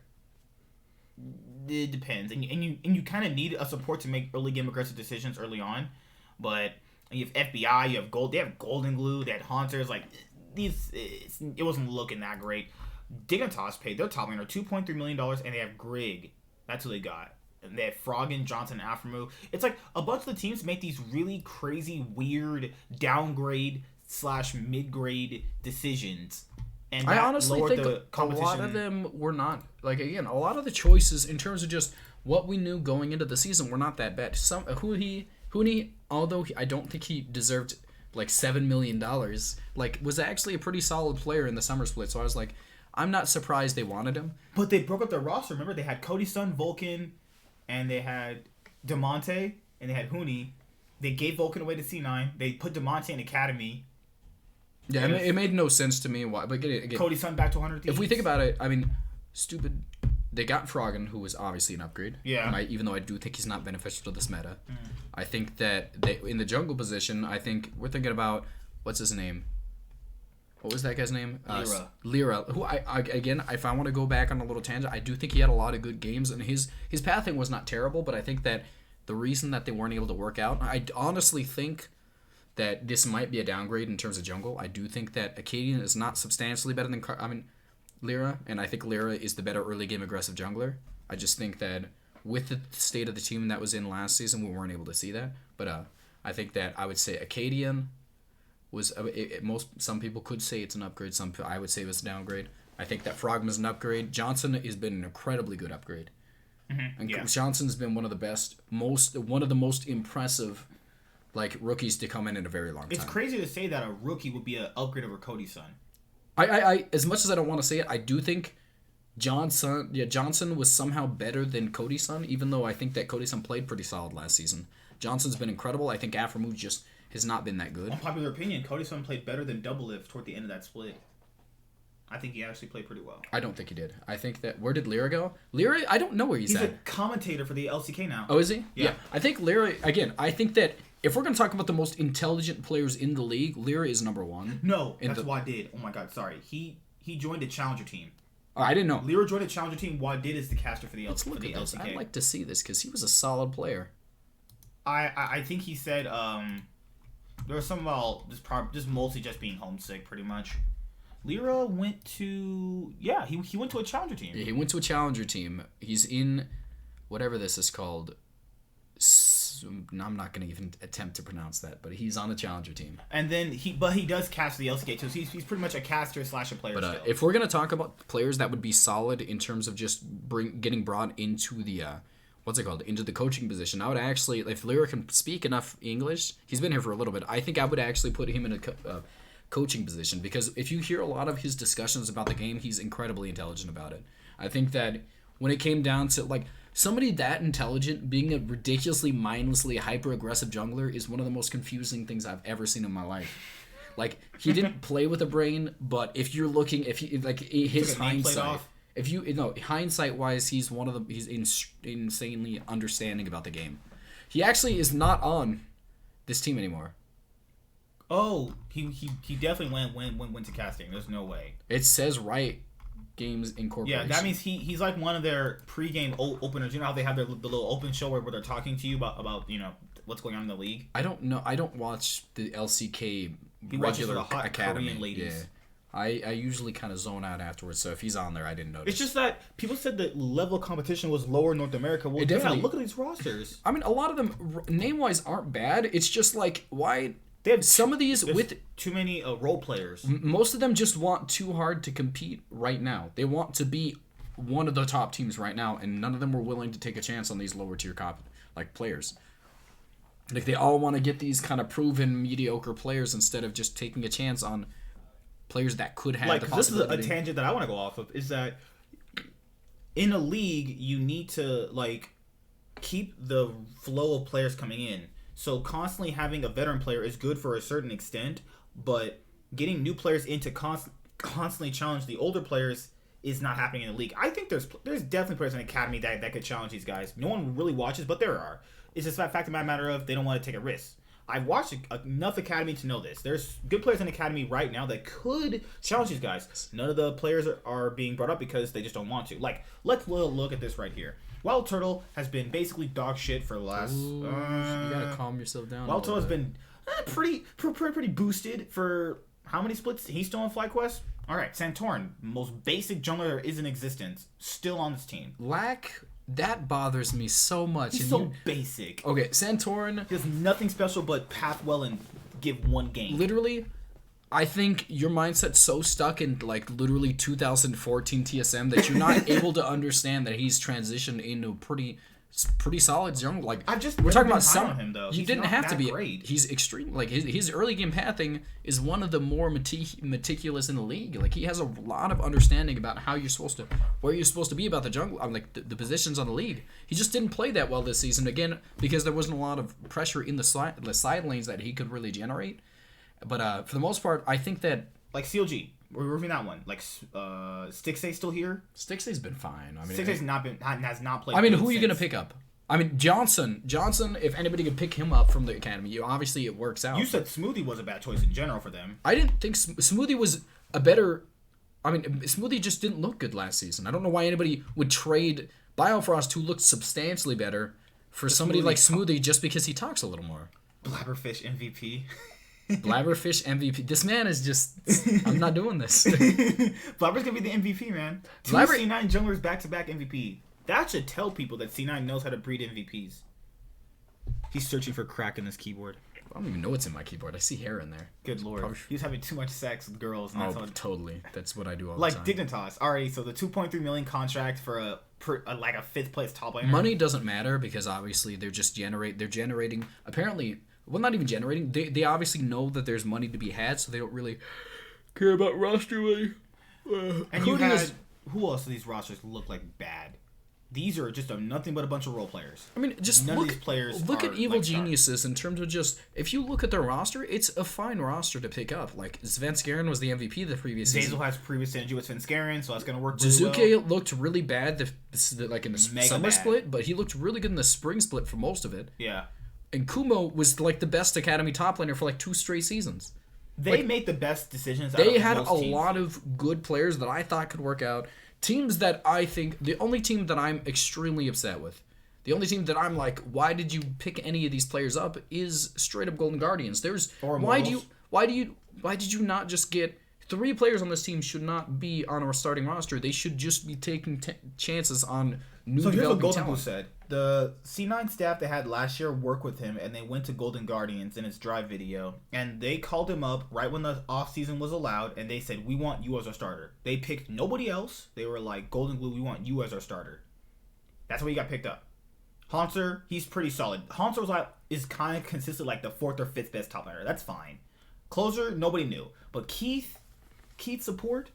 It's not even that. Like, their second choice was Huhi. Like, they literally just... They went to... It's like... Where did they go to find these people? Like, it's not like they put much effort into finding quality support. They wanted Hakuho or Vulcan. Those are the only other options they wanted. Hakuho was fine. Vulcan's extremely... Like, those other choices are good. But, like, you don't get those, so you settle for Keith's support? Doesn't even make sense. But they also had Huhi, who already previously role swapped. So I'm gonna go like FBI was okay. I mean, like he wasn't better good. Than Lost. He's so much better than Lost. Lost had some. Lost is so bad. I don't want to say the Lost was so bad. Good on one trick Varus, man. Well, you could say that he had like less games on Varus than he did on a stupid Kaisa. I know, that's crazy. But Aka is here taking up an import slot over actually better mid laners. So I'm pretty sure. My Dark Harvest Thresh mid could probably outtrade him. Probably not true, but I'm really upset that he exists. And you know what Apollo said? Apollo said, I don't know why the reason Aka's getting so much criticism. This man's also delusional. You need to be supportive of your players. It's a good thing. I would just say nothing, because then you look like a tool. No, you don't look like a tool. You look like somebody who's a good teammate. That's a good quality to have. Even when you're... If you start relegating some of your blame onto somebody else, that's when you stop improving as a player, and that's a lot of things. That's another thing that people tend to start doing in solo queue and all that stuff. He understands, like, obviously Apollo's playing poorly himself. I don't know. He's actually looked. I would say he's like a top 3, top 4 ADC actually. He's played pretty well. I don't think he's been playing that well. I don't think he's top 3 for sure, but I think he's been. Who else is gonna out trade him? Okay, we're Sven. We're talking about Johnson. We're talking about. Sven Johnson, what's it called? He's playing, if not better than Cody-san. It's Kabe? I think Cody-san's playing a little bit better. I think Kabe's playing better. Bang. I think Bang is playing slightly better. They're all like the same player though. I think Apollo, Cody-san, and I think my big thing about it though is the fact that Apollo understanding that you can't the league itself is a mind game, and the moment you start messing with somebody's mindset. On top of the fact it's childish anyways, but once you start messing with mindset, you've given up on the season. Yeah. He's not going to play well if his teammates start blaming him. Mm-hmm. And that's a good quality to have. I think he's just mechanically way worse than everybody else. It's not even mechanics, dude. He just doesn't understand the game enough. He's not ever in the right positions. He just doesn't get Surprisingly, Solaz was top 4. I think Solaz been a top 4.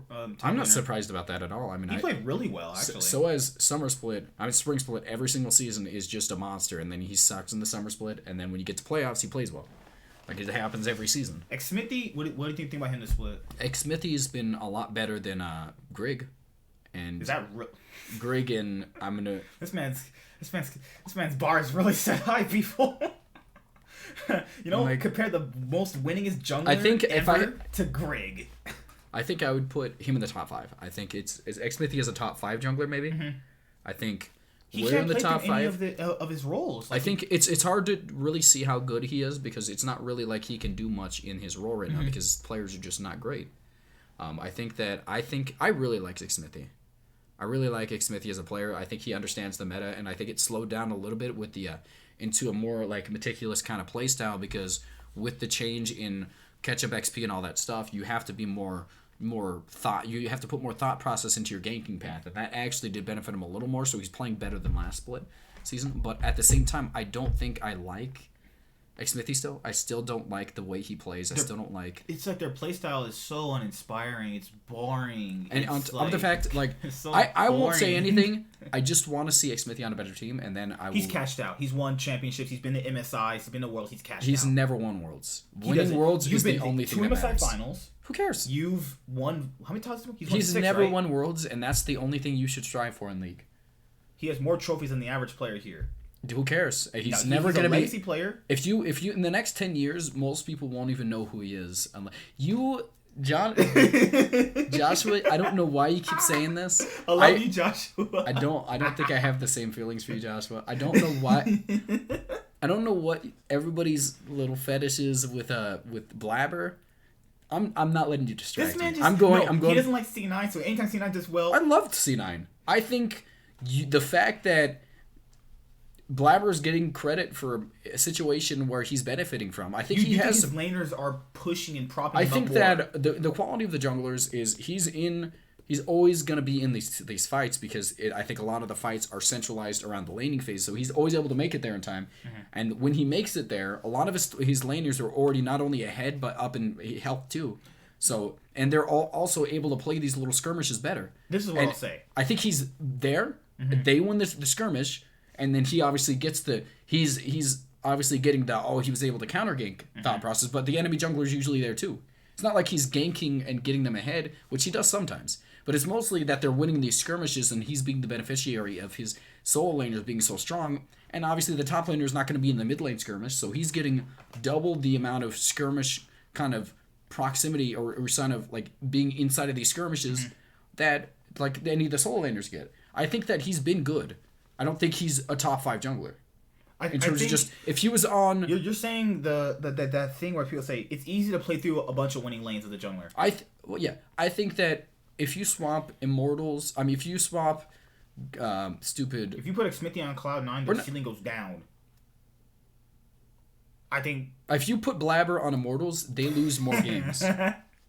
they lose more games in my opinion because I think my opinion on Blabber is I think they actually downgraded in terms of just junglers from last season. I think Blabber is insanely smart and good mechanically, and you can build off that though.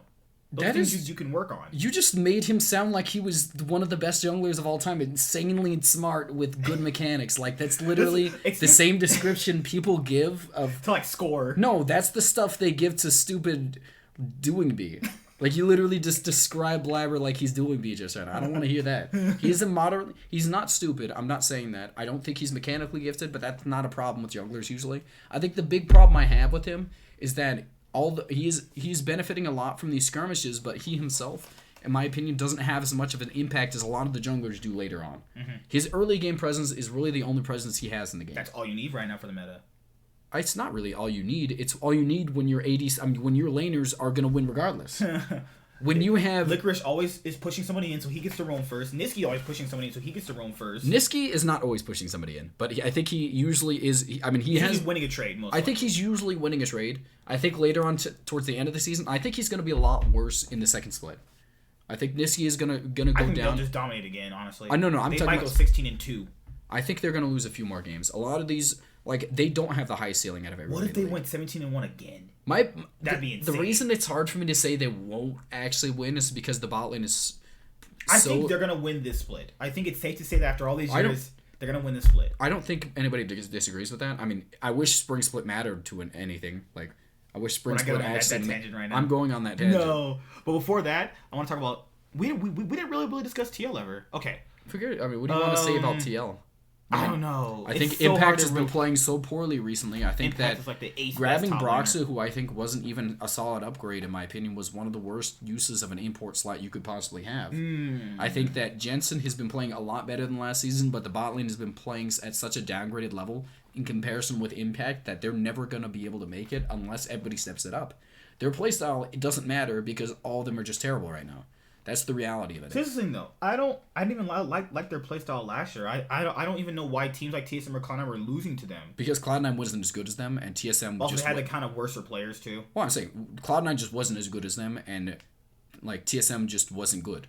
Like they literally just had good players. It's just like their playstyle was bad last year, except no team was able to exploit them. Now people understand how to exploit them as well as them playing worse, so it makes them look even worse. They didn't have a good playstyle last year anyway. That's why when I knew they beat IG, I was like, G2's going to beat them because their playstyle was nowhere near going to beat G2. And then you come out to this year, their late game playstyle, all that does not work. I think Impact has been like the 8th best top laner, arguably 10th. You have Schernfire, you can't really count him. I mean, he's Oceanic, and I think the Oceanic players need time to grow. They're not going to really grow in the first few splits most people think they are. It's coming from someone who's watched the OPL. I know my standards are low, but I got to watch League sometimes when I'm editing a video. Broxah, I don't mind the trade for him because it's like the TSM trade when they got Ven and Mithy. It's like in that moment, it makes sense, though. So I understood why Steve did it. In that moment, Broxah has beaten Smithy every time they've been at international events, so why would you not choose the guy that beats my jungler? That makes sense, though. Jensen, he had one bad tournament. Okay, it's fine. But he's mostly so good here, though. But that's okay. You're unwilling to point out Jensen's flaws. I'm not saying he didn't have like a stellar 2019, but he still was a pretty good mid laner so far. I think he's been pretty solid this year. I think that he has had a really bad season last year in comparison to what he usually has. Yeah. Like, I think in terms of this one, he definitely bounced back, though. He bounced back this season. I still think that he's still probably not a top 3 mid laner. If you don't have Doublelift in your 10th AD carry spot, I think you're trolling. He played... Ooh, God. 10th? Okay, like 8th. Let's say 8th. Maybe 9th. I think 10th is a stretch. I think there's been a few ADCs that I'd put below him. Wild Turtle, maybe. I think Wild Turtle's played better. Wild Turtle's been playing better. He's had some carry games where he's actually... I think that we look at those good games and don't realize how his consistency is usually a lot lower than the Doublelifts.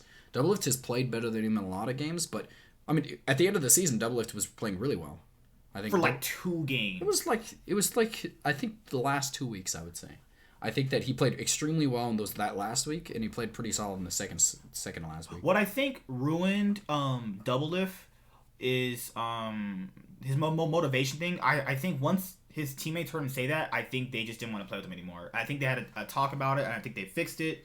I think that Core JJ has not looked good with Broxah because I think Xmithy and Core JJ work together really well, and I think that Core JJ has not looked really good with Broxah, only because Broxah's only been here for 5 weeks. Well, now it'll be like 7 weeks, but I think Xmithy really helped them together. They're gonna have to learn how to play with Broxah because Broxah, his problem is he likes to play towards one side of the map. Broxah doesn't know how to sufficiently gank everywhere like Smithy did. And I don't think they can really function probably unless Broxah realizes he cannot play towards one side of the map. He needs to stop doing that. I'm not sure. I think that's the biggest problem with Broxah. I think Broxah... What's that word? Communicative, right? Communicative. Yes. Broxah's less communicative than Xmithy. Most people have already... credit this. He vocalizes a little bit less. I agree. Yeah, so that's a problem. Your jungler has to be vocal because he makes all your early decisions. My problem with Broxah though is the fact that I think that his playstyle, it benefited Fnatic obviously because I think the early game aggression that he really did slightly provide was able to be happening because again most of it came down to skirmishes in the enemy jungler. I mean the entrances of his or the entrances of theirs he usually kind of tried to function into finding a fight around that, but for the most part, that's not something you're going to get a lot from this team because usually they're more kind of like Impact is never going to leave his lane usually. He's more so like he looks for TP and he's not usually winning his lane except for like a little bit of last season, but for the most part that's not something you're going to get from Impact. But like looking into like Broxa, I think it was a really bad mashup of how this team plays in comparison to like bringing him in my opinion was one of the weaker versions of what they should have done. Like who do you think they should have picked then? Who do I think they should have picked? Because his contract ran up anyway. I think, honestly, if I had to pick somebody, like, we're looking at somebody, I think that they needed that secondary carry in Team Liquid. Even though I think Jensen's good, he's not somebody that takes on hyper carries. Yeah.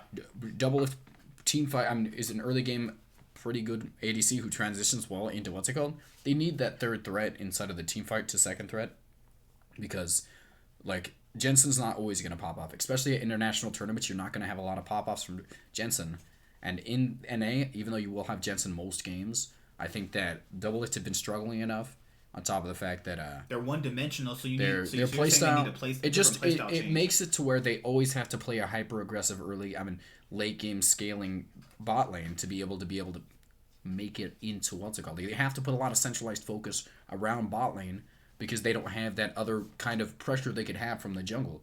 Broxa is not going to provide he can play Lee Sin pretty well, but that's literally not good enough. Tarzan would be amazing, but they're never going to get him. They could afford him, but this thing that Tarzan would never leave Griffin. But I think the big thing I would say is, I know who you were saying though. Tarzan would be a great pickup. Tarzan would be great, man. But if I had to pick somebody, I think that first of all, they need somebody who has the capability. Like a player like Selfmade would be great. A player like that would be incredible for this team. Who's like selfish and just wants to do his own thing to get the team ahead, would be good. I think if he's not playing Crit Rek'Sai, literally, i.e. Rek'Sai, I still don't understand why he does that. It's he was the on worst. SK Gaming with Pyrion. It's not a good item. Give the man a break. He played. If you're gonna play a carry item, you don't go IE. This man played with Pyrion, and I give him all the benefits. Do whatever you want. I guess, but I think that and Crown Shot of all people. Crown Shot was good when he was on. When he was off, he literally played worse than Jeskla. Oh, I still want to point out I did. If you're gonna bring up Jeskla again, I want to point out that I beat him in solo queue once, and that's all I gotta say. What if they got Clid for Team Liquid? What if they got Clid for Team Liquid? Since he left T1 anyway, if they got Clid to work with Core JJ and Impact, they would have probably been a much better team though. Clid. You have Clid, Impact, top. Did you literally just say if they got Clid? One of the probably the best jungler in the world last year. They have the money to pay for him. It's not about money. Chovy. Like, not Chovy. Team Liquid tried to get his playstyle requires so much communication. It would never work. With Core JJ, I think it would. Maybe. I guess that is kind of true. If I guarantee you, either Evil Genius or the TL send a blank check to Faker, they're gonna almost buy Faker. They did do that. Then that's exactly what they did to Faker. They can afford any player in Korea. They could have gotten any jungler. Who's a good jungler right now? They're on top. It would be Clid. I don't know. Cuz might have been actually pretty good for them. We're talking about Cuz might have been pretty good for them though. Spirit, no, don't pay on Spirit. Spirit's garbage. You have some sort of Spirit is serviceable, and that's really all you need. Who are you gonna pick up? Yo.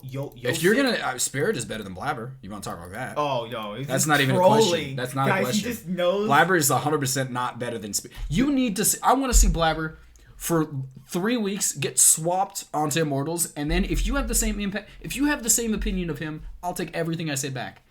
So he'll be gone in probably 2 years. I'm saying okay. So in 2 years, if he gets on another team, he's probably gone this year. Honestly, after this year. Maybe. Okay, let's just say after this year, if he goes to another team in 2021. If she is a top tier jungler, I'll take everything I say back.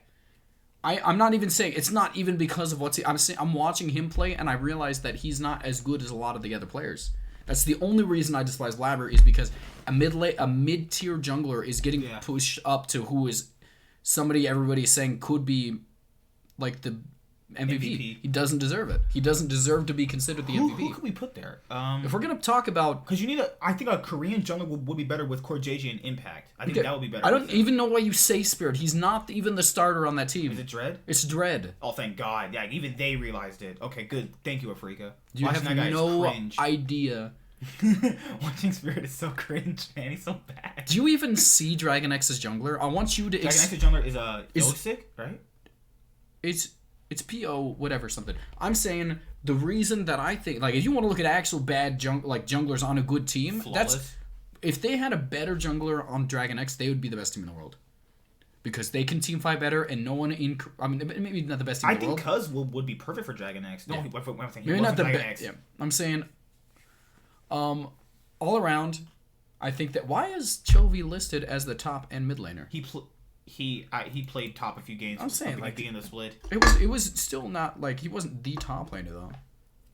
I think all around, I would say that if we're gonna bot Canyon would be great. Canyon would be great. I think. There's a few other one. The stupid on Fleek. No, the guy from last year he was on the same team as Canyon.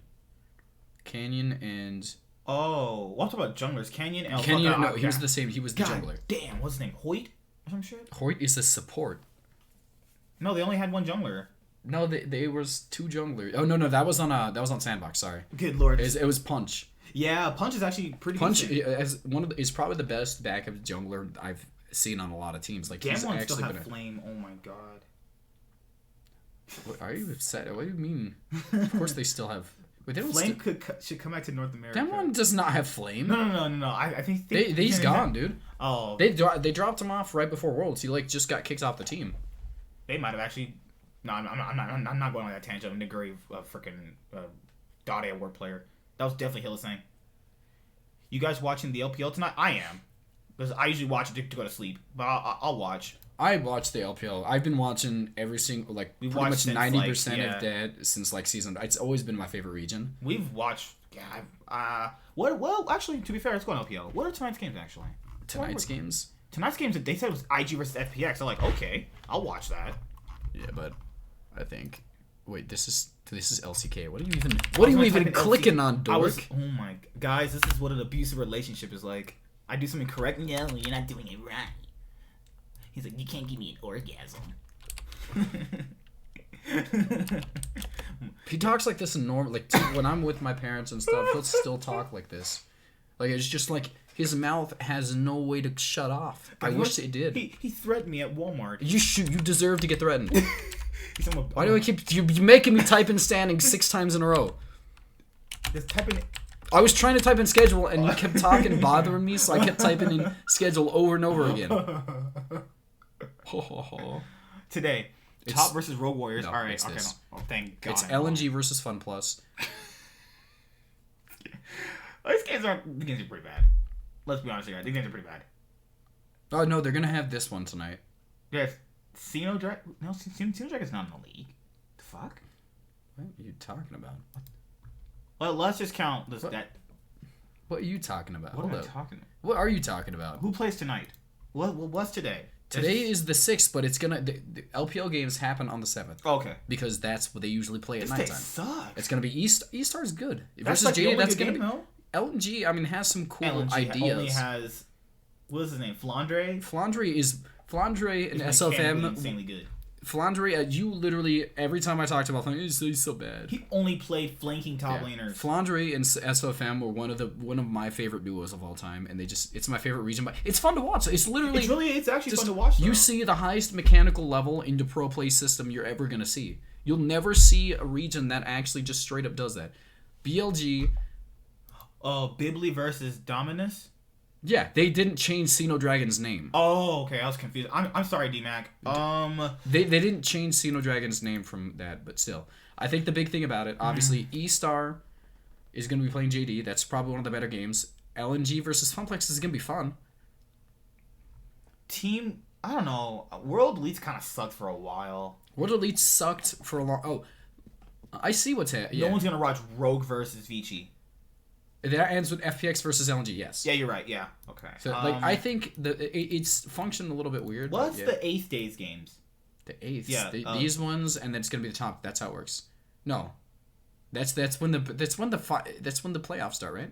Is that? No, that's not the playoffs. Never mind. When do the playoffs start? Oh, they're only on... Oh, it's on the... Is it... They're only on week... Well, they're on week 9. Oh, yeah, it is. right. It is the playoffs, okay. Oh, these last matches are kind of garbage. Nobody's watching a Vici game. None of you are. There's no way none of you watching a Vici game. Oh my god, Vici, you're so bad. You gotta calm yourself down a little bit. Shake my eyes with a knife. JDG versus E-Star. I'm a little bit excited for that one. I want to watch that one. That's the only one I'll actually maybe watch live. That one is at like 2 a.m., man. Okay, obviously. Why don't you guys go to bed? You guys need to go to bed. No, Abigail is I think she's Korean or Chinese. I don't know. I mean, I've never met this person, so don't. It kind of sound like you function as a question for me. But I think it's a little bit like I always have to watch them the next previous day, and it's hard for me not to get spoiled because I like to use Reddit, so I have to mute. I usually try and unfollow Reddit the day before and then refollow the next day. Team World Elite is so uninspiring to watch. Just like someone asked me, do I think Peanut's good on LGD? Nope. No, I mean I don't know how you're not excited for stupid what's it called? How you're not excited for a stupid the FPX game? No, they're gonna dominate a top game. Like top versus top is gonna be so good this World Elite sucks. It doesn't matter about that. It's not about how good they are. If they start Jackie okay, I'll be excited for it. If not, it's LGD, the most uninspiring team ever in existence. Go to Worlds 2015 and stink. Good lord, I don't want to go down that road anymore. But RNG, please win against LGD. LGD could have been a good team. I honestly want to point out because you said this and it's one of my favorite. Like favorite narrative team that failed. No. Who do they have right now? We're garbage ass players. Let's. Yeah, I mean they're still pretty solid. I mean they're still Kramer and Peanut. Those aren't bad players. Like, and my big thing about it is when LGD had Imp that specific season, they were so good. They literally were good, half Chinese. Because she said she supports KT Roaster and RNG. Yeah, I mean, as a KT Roaster fan, are you on the KT roller coaster? How would you laugh at that? Like, what makes your brain like that? They're the most up and down team ever in existence. They could be like, who's the team that you would compare KT Roaster to? They're like the CLG. I mean, honestly, CLG has been one of the most hit or miss teams in probably most of NA's history. And KT Roaster, if you want, what's a basketball team you could compare them to? A basketball team that's super hit or miss, like the Miami Heat. Maybe? No, not the Miami Heat. If we're gonna talk Cavaliers. Cavaliers has just been trash, like literally their entire existence. I don't even know what. The Warriors were hit and miss. They weren't. They were literally just hit and hit for like 6 straight seasons. Who's a hit or miss team that you can compare? Not the Celtics. No. Why do you keep trying to do hit or miss? If you're gonna teams. No, the Bulls have been trash too for like 20 seasons. No, the Mavericks have been good. I can't win with this guy. Anything I throw out, no, it's not good enough. If you're talking about hit or miss, and honestly, what would you pick then? The Timberwolves, maybe they've been trash, but they always start off like most of their existence. They start off like 20-0 every season almost, and then they go Spurs. Dude, why do you keep saying these things? No, the Spurs have been good for most of their existence, but all around, I think that if we're gonna go with, I don't know why you wanted to talk about basketball just right now. No, I'm sorry, because KT Roaster is such a hit or miss team, though. They're good. They've been good for a lot of their existence. They just had seasons where they suck, and that's the reality of it. Yeah. Every season, one season they're really good, the next season they're trash, and that's just what they've been transitioning between this little phase for their entire existence. Like, I have no problem with LNG. Like, I have no problem with KT. I think that, like, what is nominated best team in the league in 2015. 2015, they were the best team in the league. I know, but like, no, I think they would literally won finals. EDG won MSI against SKT, which was previously thought to be not able to be happening. Not able to be happening. Yeah, like, come on, EDG should have won it that year. LGD had one. LGD tore it up in the summer season, and that's 100% why they looked like they could be the team that could beat anybody. Because again, their ADC was extremely good at that point in time. Godv was like the best mid laner at that point. They had the two best like singular players in the league. They had and then they fell. Godv. I don't know. I was PYL, Imp. Who's a jungler? Whoever his jungler was. It was Kakao. No, Kakao was on. Kakao was on IG. No, he wasn't. Yeah, he was on. Yeah. Good lord, man! Back in the day, these rosters were some trash. But, this is why LPL was after this tournament. LPL they were always looked at as chokers because of this tournament alone. That 2015 Worlds, they were always looked at as chokers. My big problem with KT though, I do want to point out, is I think their biggest struggle has always been their coaching staff. It doesn't seem like there's a really well designed function as to like how they pick out the coaching staff, because they've always had a pretty poor drafting phase. They've always had a really poor adaptation to the new meta. Literally, it's always been, we have superstars and we try and win based off that. But when they had superstars, like if we based it off of a, what's it called, during their rookie game, like rookie versus, what's it called, in the UCal in the semi, I mean not the semi, the quarterfinals, like they picked a comp so poorly that he started having to build MR against a champion that's not like against like who was he playing? The first game? It was game was Galio versus Azir. What game? He was forced into building a massive amount of MR on a champion that doesn't sustain it very well and is not able to scale based off that. Yeah, because Rookie was just able to bully that matchup so poorly. Like hard. Even though I think Rookie was the better player, I don't think it was to that extent. UCal looked really good for most of the season.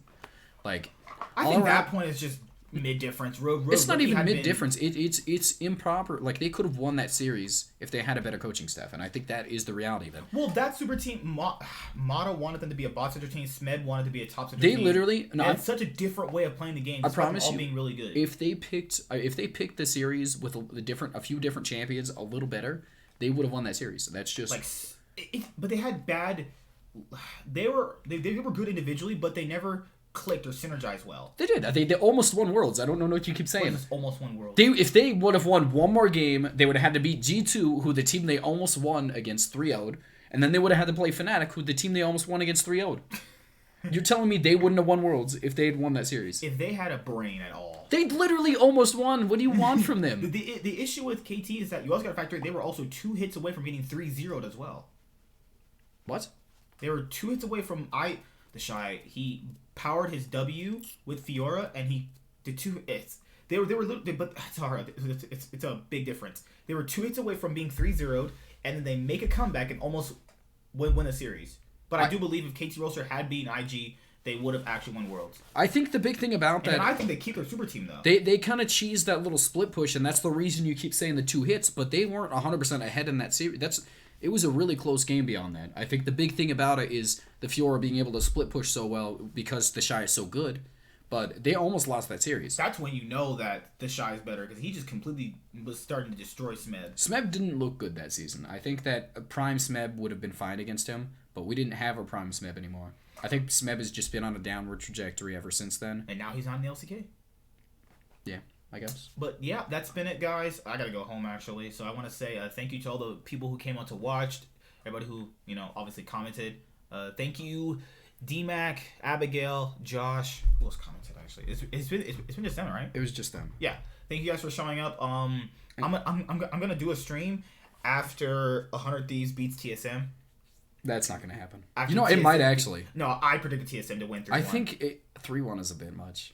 You said you want to say 3-0? No, I would say 3-2 maybe. And honestly, I could see TSM with the difference. I think that is in top. I think that 100 Thieves could actually take that series. What? So am I gonna see you on? No, because the series ends Wednesday, and then. Are you gonna see me? Hopefully not. Okay, so the last match predictions? Who do you think? FlyQuest versus Golden Guardians. Just a quick. If I had to pick, I think FlyQuest easily takes it. I think Golden Guardians might win, actually. I don't like Golden Guardians might actually win that series, but I think that FlyQuest actually, again, I think with the capabilities that their actual roster has, a comparison to Golden Guardians, what does Golden Guardians have right now? I think that it's mostly reliant on Closure being able to get one of the lanes ahead, but I think the difference in mid is going to be the big difference between this series, and I think that's why I think that FlyQuest is going to be able to beat it. On top of the fact that I do think that Hanser might actually be good enough for that top lane, but I don't think it's a big enough difference, and then I think they win in the bot lane too, FlyQuest. I think Golden Guardians bot lane wins with Huhi and FBI. Ignar I think it's pretty even. Insanely... That's the thing, Ignar tips the tide in their favor. Wild Turtle is able to play that late game scaling ADC, and then he just kind of functions as somebody you have to focus, but you don't really want to because he's not good enough to. So on after TSM or 100 Thieves wins on Wednesday, I'm gonna have a stream where I'm gonna have a 100 Thieves or TSM after party, and then when Cloud9 win the split after 6 years, I'm gonna go crazy on live stream. Oh my god, I'll be so happy. The title's gonna be C9 wins. C9 wins spring split or a trophy. So C9 wins the split that doesn't matter. 2020. After party, James, you're gonna get drunk. No, for C9. I'm not gonna get drunk for C9. Oh my goodness. Well, would you get drunk if Blabber won MVP? I would get drunk. No, I'm not gonna say what I'm about to say. Do you want to see the All Pro team super quickly? One last thing, guys, tonight that I really gotta go. LOL. Wow. Godly.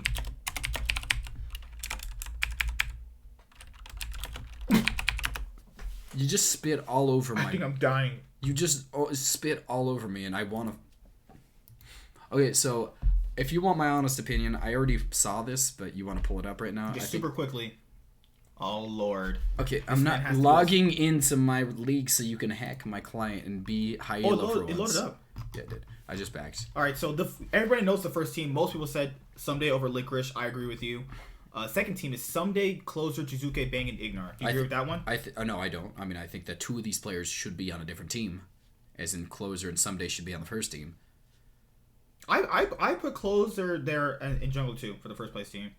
On my own personal one. Yeah, but it's because you have a big hard on for Cloud9 players. That's the only reason. Oh yeah, I put Closer in the jungle position when I'm a second place. No. I put Closer in first place on mine. But you wanted to be MVP somehow.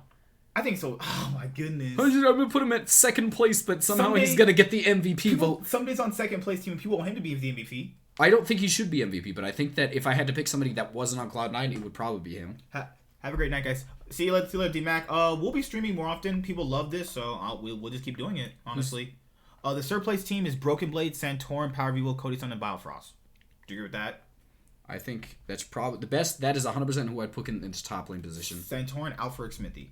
Santorin no, I wouldn't put Santorin out. I think Power Vivo maybe up at second place because Zuke didn't play well enough in the first half of the split. I would say outside of Santorin, put Svenskeren or Xmithy there, and you have a pretty good third place team. I think Santorin probably gets that spot. Blabber over Closer every day. Oh my god. Yeah. Josh knows how to tick him off. Yeah, Blabber, Josh. We love everybody who came and visited and commented. I love everybody. No, it's fine. Do you love girls? Oh, I definitely don't. Those are gross. But yeah, guys, see you later. I'll see you guys after 100 Thieves or TSM wins. I'll see you guys. I think he might be there. I don't know, personally. Unless it's just me. So yeah, it's a live LO podcast. Did you enjoy your time with me? I mean, I'm surprised I had to stop. I mean, this is probably the first time in my life I've stayed next to you for 2.5 hours. Oh, God. It's really sad. Eventually, when we hit like 1,000 subscribers and people start throwing like $100 donations, I'll come back to the channel. Then I'll be like, oh my god, I've been here forever. I was in the first episode. Yeah, you might. This is my email too. Gotta link it up with my email, so when you guys throw PayPal donations at me, I get all the money. Yeah, then it isn't. The PayPal donations don't go straight to the email. Don't worry. See you guys later. Bye. Have a good day. I'm in Nightwing. Wave Up Esports is signing out. Peace. Oh, this is.